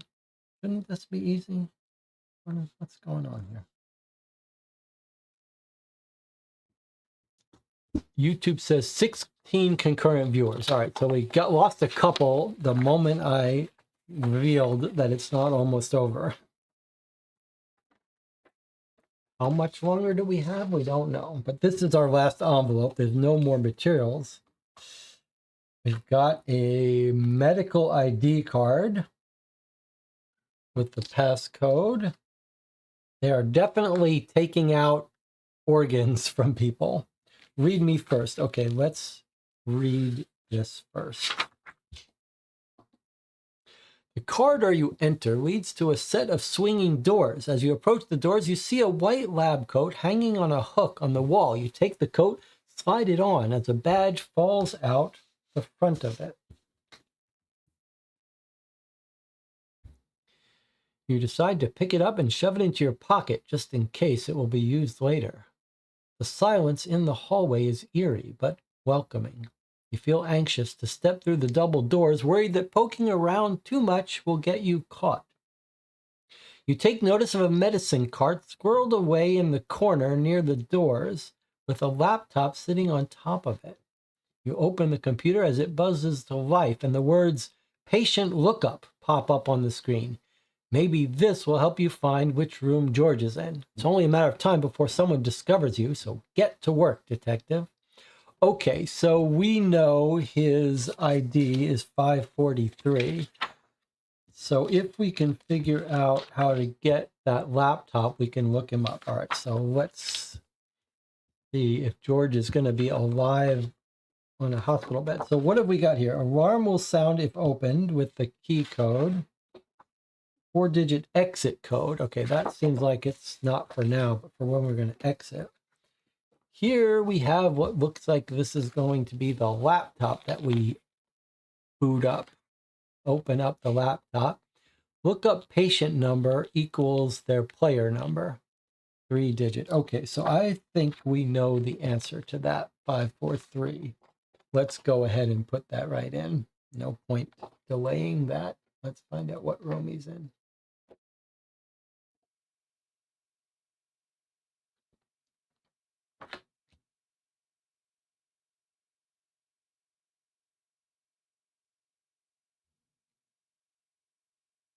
Okay, we believe his player number is 543, which is 4 less than ours.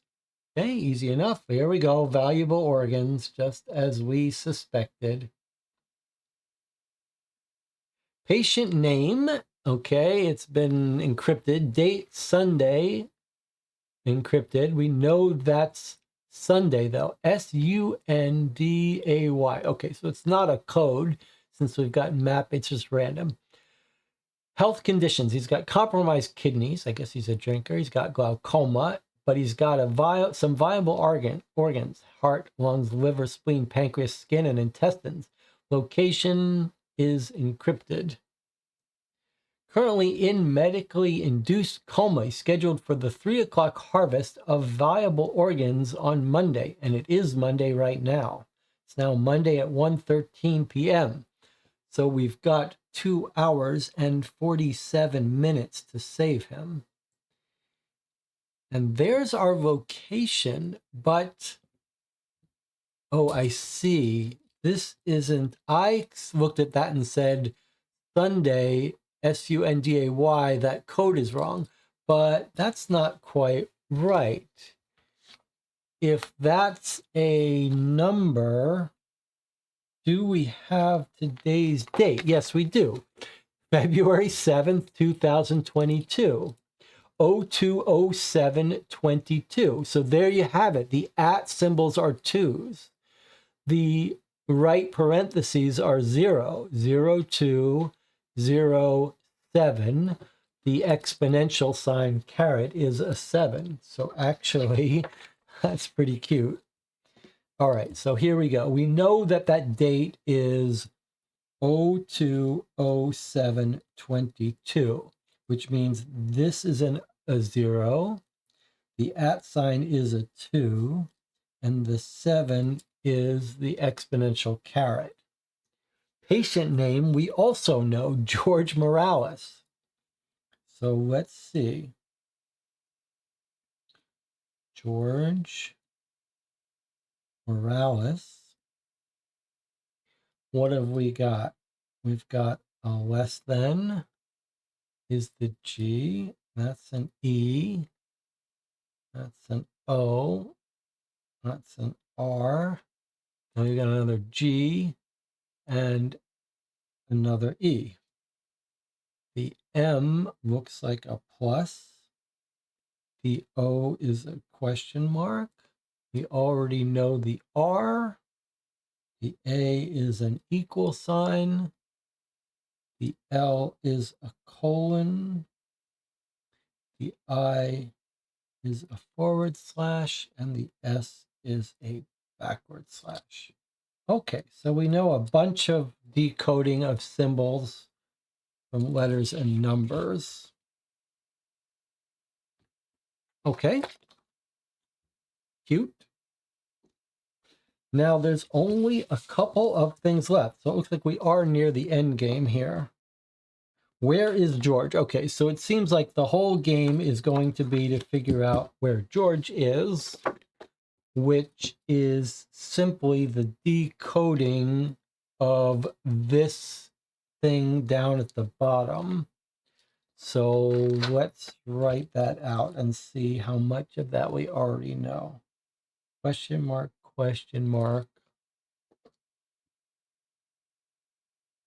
plus at. Okay, so what do we know about how to decode this? We know that's an R. We know OO. We know plus is M. Room. We know this is a 2. We know this is a 0. And we know this is a 7. Actually, we already know he's in room 207. All right, so I believe we know how to solve this right now. Before we put that in, though, this one we just need to exit. 4-digit exit code. So that seems like it's the last thing we'll do. But what's this? Near the computer, you see a tray with various bottles of medicine and a syringe. Melodrim, Anlat, Barbacol, Unlaria, Graufel, and Zipacol.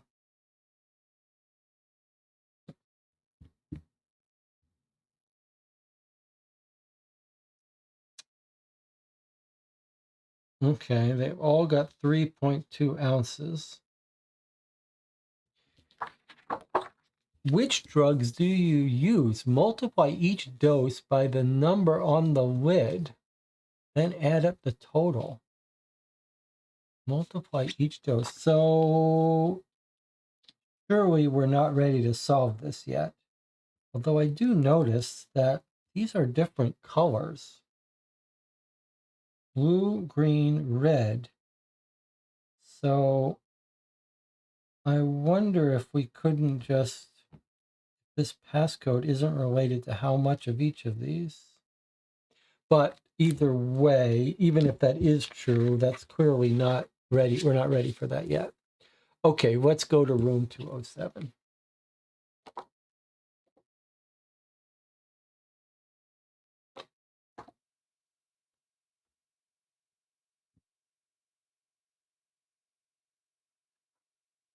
ROOM 207.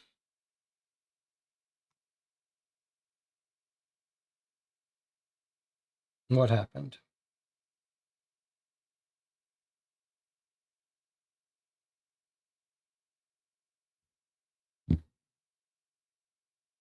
Surely that's the right answer. Have I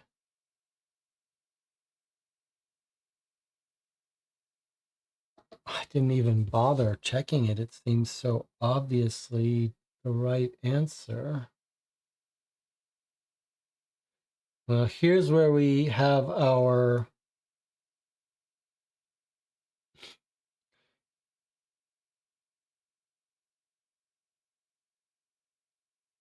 okay, good. This is why we save it unencrypted. Location. Surely that's right.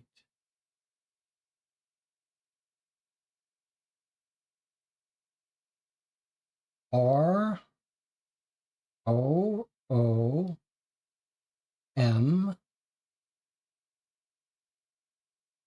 2 7.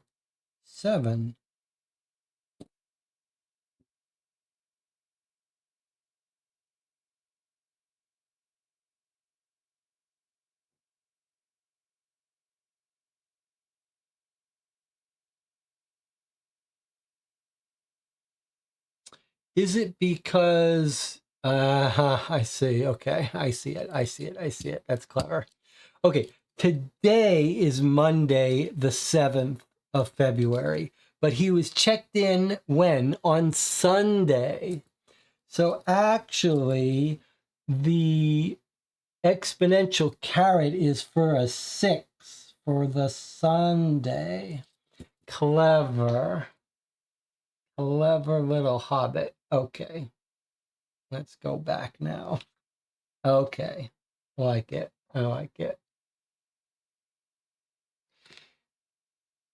This is the way the puzzle should be. You don't throw in a combination of 10 different things. It's very clear to us that we've put it in the right format. So when it was wrong, we know that it's wrong.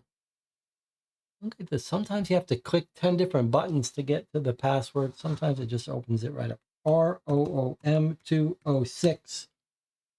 There we go. Very nice. Very nicely done. Noting George's room number and the impending operation schedule, you realize you must locate George as soon as possible and find a way to escape with him. You take a deep breath and move through the double doors into another hallway. You rush past various rooms, their doors marked operating room, morgue, and transplant wing. A window you skulk past seems to overlook a surgical room complete with a gurney and trays of tools. A nurse moves into the hallway and you dart out of her view into a storage room filled with industrial-grade freezers. Opening one, you find it filled with harvested organs. You pull out your phone and start to snap pictures. Snap pictures of the room and the content of other freezers. Hopefully you can use this for evidence later. You continue on, relieved to find a sign that signals you have reached the patient rooms. Before long, you find George's room and step inside to find him unconscious on a bed hooked up to various tubes and machines. A note beside his bed mentions patients in induced comas and lists the medicine needed to wake them. You rush back down the hallway as quickly as you can, through the double doors to the medicine tray you found earlier on the cart. You take the tray back to George, set it down, and take a closer look at the note. Okay, here we go. Attention, due to the increase in the number of procedures, I've made this cheat sheet for when we pull patients out of comas. Don't screw this up, Dr. Bach. You'll need to use Melodrim, Anlat, and Graufel. Amount needed, list below. The dose is 1 milliliter. I guess this passcode is going to be for the exit door. Okay. Which drugs do you use? Multiply each dose by the number on the lid. All right, let's see if we can solve this. A dose is 1 milliliter. We need Melodrim, which looks like it might be empty.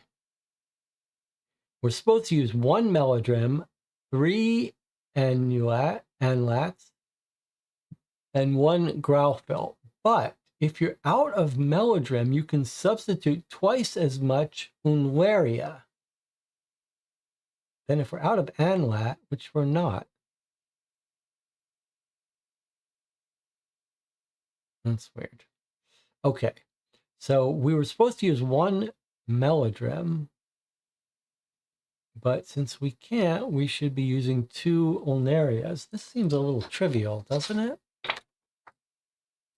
So we want Unlaria 2, Anlat 3, and Graufel. What crazy names are these? Graufel 1. We're not out of Anlat. Okay, and then it said multiply. To put in our answer, we're supposed to multiply the dose by the number on the lid and add them all up. So 2 times 4 is 8. 3 times 2 is 6. 1 times 5 is 5. Add them up and we get 19. Multiply each dose, the number on the lid, add up the total. Okay, so I get 19. Does anyone disagree with that? I guess we'll just try putting in 19. Rob says no. All right.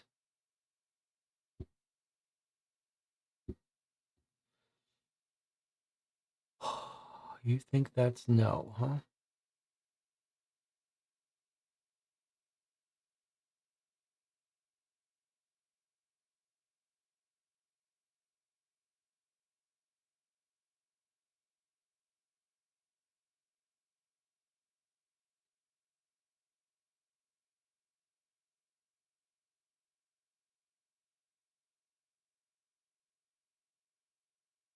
And if we didn't have enough ANLAT, then we'd have to use something else. But I guess you could think that this whole jar has 3.2.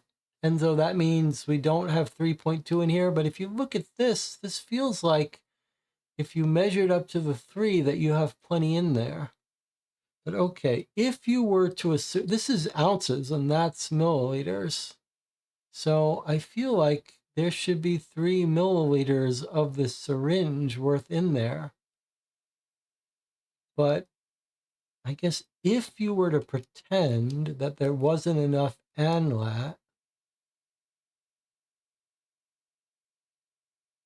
no, that doesn't make sense. So that can't be it, because otherwise for each 3 milliliters, each milliliter of ANLAT, you'd need to use 2 parts barbazole, barbacol.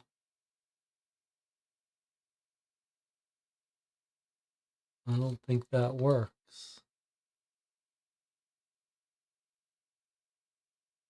Well, I'm going to try my answer then, even though Rob says it's wrong, and then we'll figure it out later. If it's wrong, we'll come back. Multiply each dose, add up to, okay.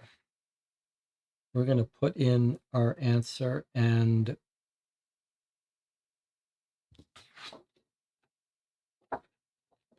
and let 3, 2, yeah. Okay, I'm going to put in my answer, and then if it's wrong, then Rob was right, and we'll go back and rethink it. But I'm not going to waste time trying to rethink it without trying it. Okay, it doesn't say spell it out. It just says 9. Type it in. Okay. Okay, so I was right. All right. This is why I tried it. After injecting George with the correct sequence of medicine, he slowly opens his eyes and cringes. Where am I? You try to use your phone to call for backup when you realize you have no signal. You decide to use the phone on the wall to call for help. When you call 911 on the phone, you hear a familiar voice that you're unable to place. Have we really reached the outside, or are they going to come, or are we talking to someone inside the hospital? You explain what's going on at the high-stakes casino and give its location. The lady on the line assures you everything will be fine and help will be arriving soon. I don't believe it. That's when a security klaxon begins to sound, and you realize why that voice sounds familiar. The woman on the other end is the hostess from the lobby. You help George stand, and then you shuffle him out of the room and to the exit at the end of the hallway. You pull out the ID card you picked up earlier, hoping you can use it on the door. George looks at the ID, coughs, and says, "The nurse who put me in here was complaining. The passcodes, they didn't work. Something about using the colors." Okay. So we're ready to leave. This is it, the final puzzle. Alarm will sound if open. Look, there's the symbol of the snakes eating themselves. And it wants the 4-digit passcode on the back of her card. We see her passcode. It looks like black, blue, green, and red. So I guess we're being told that this is the order, that we should put in blue, then green, then red, then black, rather than this order. So I think it's just telling us that we should go 4, 2, 9, 7 in that order. Blue, green, red, black. 4, 2, 9, 7. That seems like it's the right answer to me. Let's try it. If we're wrong, then we are in trouble and they're going to catch us. Let's hope that we can get out.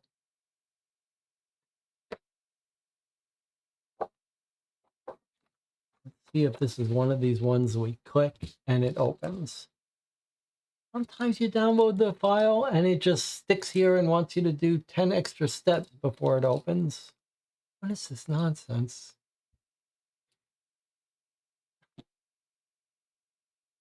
Why? Sometimes it works. Okay, 4, 2, 9, 7. Here we go. We're out. You manage to enter the correct code as a loud ruckus of demands to stop draw closer. You swing the door open and pull George through the exit as the door slams shut behind you. You may now open the solution envelope. Exciting.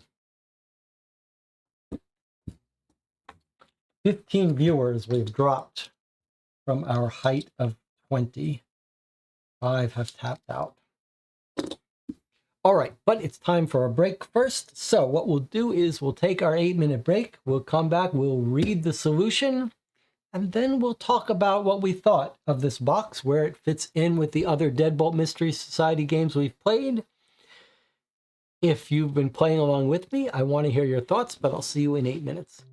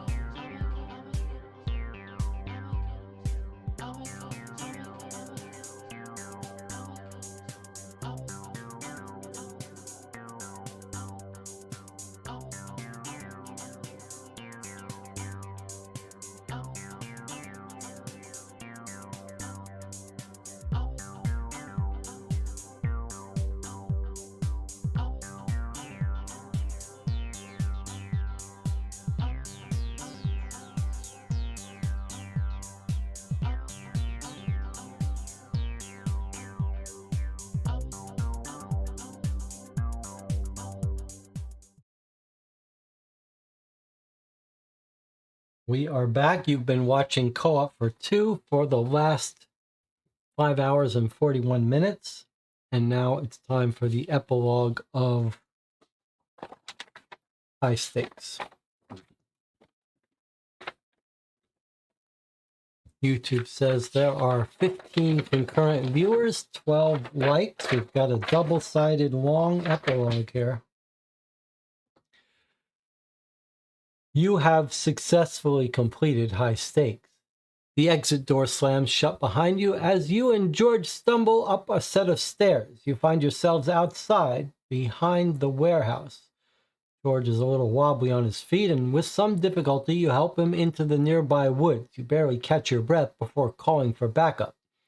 The blare of the building's alarm echoes through the cool night air, and you hear people yelling from outside the warehouse now. You and George venture deeper into the woods in hopes that the casino's security won't find you. In the center of the wooded area, you finally take rest on a toppled tree, allowing yourself and George a minute to rest. He looks tired, but otherwise seems to be well. What happened back there, you ask him? George takes a deep breath. I went to the casino because a loan shark had been after me for months. Things got really bad, and he threatened my family's life. I didn't tell Charlotte about it. I didn't want her to know how badly I messed up. When I was at the Velvet Curtain Casino, I won the $50,000 I needed to pay the loan shark back, but then I continued playing and ended up losing it all again. George looks visibly ashamed and his eyes full of tears, but he keeps talking. That's when I was approached by this woman named Shelby. She claimed she was a recruiter for some underground casino and that I could get out of this mess if I went there. I was in a bad spot, and I realized I didn't have any other choice. I went with Shelby and this guy named Jackson to High Stakes. The casino spotted me some money. That's how they get you. That's how they get you on the hook. Unfortunately for me, I didn't read the fine print and ended up losing all the money I had. Of course, I couldn't settle the debt, which is exactly what they were hoping for. When I tried to slip out without them noticing, security grabbed me and took me to the back. After that, it all becomes fuzzy. Within a matter of minutes, sirens announced the approach of local law enforcement. When authorities raid the employee-only area of High Stakes, they bring 6 victims out of medically induced comas and recover 50 corpses, all of which are missing various organs. The authorities also apprehend the group of people involved in running High Stakes: 4 doctors, a couple of businessmen, and a handful of investors. It will be nearly impossible to determine who the buyers for all of the black market organs are, but shutting the casino down is a win. The Cybercrimes Division of VFPD will continue to pursue those who are behind the black market transactions. When the police have finished most of their work, you call Charlotte and ask her to come down to the warehouse and pick up her husband. She bursts into tears on the phone once she realizes that George is still alive. It's obvious she was expecting the worst. When she arrives, George apologizes to Charlotte for everything. The relieved expression on Charlotte's face is enough to tell you that the only thing she had been worried about losing was him. She hugs him, and he promises her no more exclusive casinos. She squeezes him tighter and tells him she's just happy to have her lucky charm, him, back. She turns to you.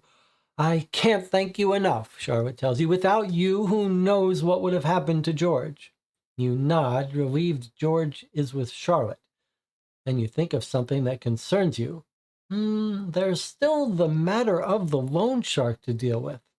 A look of panic crosses George's face as he realizes he's still not out of the woods yet.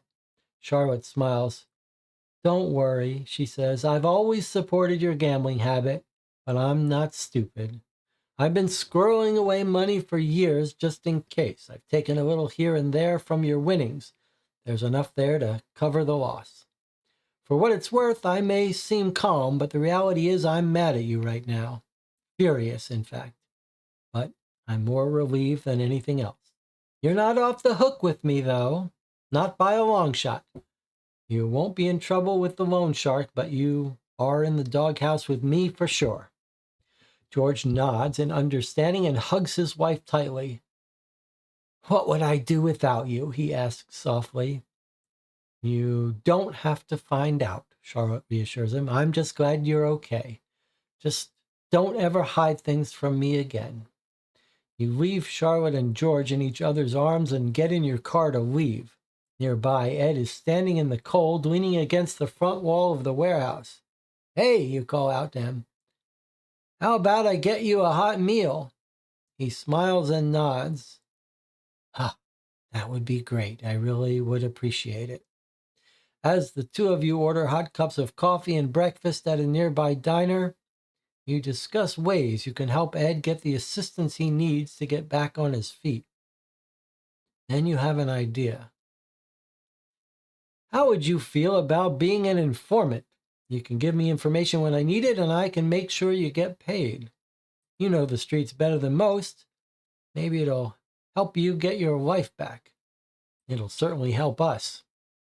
Ed winks and says, I'll be your eyes on the street. I can't thank you enough. Overall, you feel a sense of ease now that High Stakes is closed for business and many more people can rest safely tonight. Case closed. Okay, Dorp says, I regret saving George now. Yeah, he's not even like, I'm going to stop gambling. Not even this incident. He's just like, all right, I'm going to keep gambling. I'm going to bankrupt this whole family, but I won't go to these specialty casinos. A little bit of a weird tone at the end there. But I do appreciate a nice, long epilogue. Okay, what did we think of this game? Back to 17 viewers. All right, so I'd like to hear from someone in the channel other than myself what you thought about this. Is this a Saturday afternoon game? We played for almost 5 hours. And I don't usually play on Saturday afternoons. Normally this would be played late at night. Does anyone want to see more of these long weekend afternoon live streams? This was a one bullet game. That's what we're going to start rating games. This was a one bullet game. One bad puzzle. Maybe we should start keeping track of scores for games, like how many good puzzles, how many bads. All right, but we are going to keep track of the bad puzzles. So one bullet game. That's not too bad. There were some fun puzzles here. It was odd because there was a lot of very easy puzzles and then a couple that really hung us up. One because we weren't ready to solve it yet, and one was just tricky. So that was a little unusual, a little uneven, but the hard ones were quite enjoyable. And it was on the longer side for these Deadbolt Mystery Society games, although maybe that was only because we got hung up. The items were fun. One of my favorite parts of the formula that Deadbolt Mystery Society uses, one of the reasons why I like it so much, is that they often do find a way to add in some reading comprehension into the more abstract puzzles. And that always works well with me. Like, I always appreciate that. And the one that was the example of that was this whole puzzle thing where I did penalize it. That's where it got its bullet from, the format of the answer. But the fact that we had the solution and we had to use lots of different pieces of different dialogues to fill in all of these gaps was fun, including the day of the week, which we got from this reading comprehension dialogue. And I just really appreciate that, because it does make you pay more attention to the reading. It makes you a little more engaged.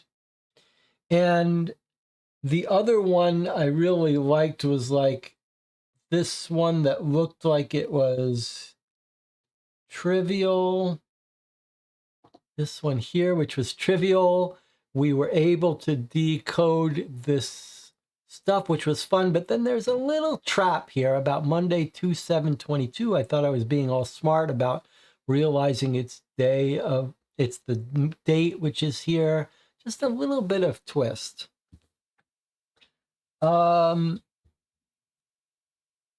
Now, but it was odd that so many of the puzzles were so easy. It's a little weird to have such a mixture of easy and hard in the same thing. I like the components. Normally I don't care about such things, but it is kind of fun to have this little cufflink you could actually wear and this nice little poker chip. The card counting was, again, one of those really easy ones. Wasn't really a puzzle per se, but was kind of thematically fun. I wouldn't say the story was that compelling. And normally when we play these Deadbolt Mystery Society games, there's like a evil serial killer, and there's something a little bit motivational about this. Here we had a guy that we didn't really like very much. Didn't really have a villain to speak of. It was okay, but it didn't do much for me. Rob says, Saturday afternoon streams are great. Just pick a better game next time. Melissa says, I enjoy the afternoon streams. Nice, and I'm more awake. Dorp says, I think if weekend afternoon games were a thing, it would be better to do ones like this. It would be better to do ones like this where you can jump in at any point. Not like a murder mystery where you need all the info from the whole thing. That's interesting. Buddha says, I enjoyed the stream, got here super late, enjoyed it anyway. That's an interesting idea, to play a puzzle game where you could jump in at any time.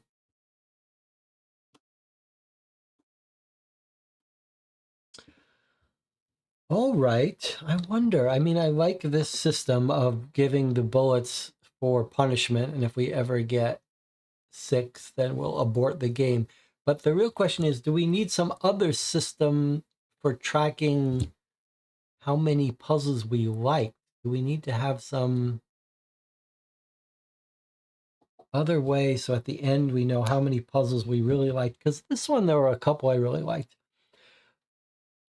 And you got a movie recommendation out of this stream. 13 Tasmedi has something, I forget the exact name.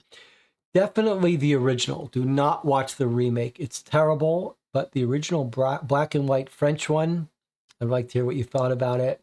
Don't read anything about it. Just go watch it.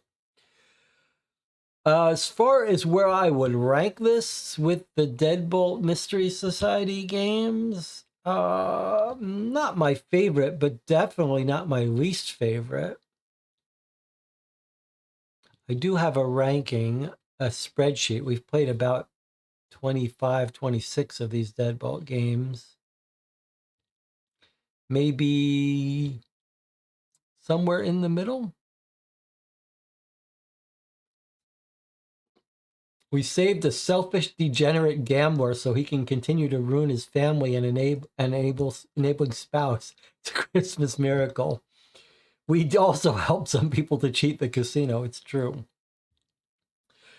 Here's another old movie recommendation from the 70s, I believe. I don't know. I don't think you younger kids are going to appreciate it as much as I do, but there's a movie called The Gambler with James Caan. I recommend you check that out as well. Now you've got 2 movie recommendations. Tomorrow, Sunday afternoon, we're scheduled to play our custom play-by-mail game, New York Noir Improv. So I'll see you then.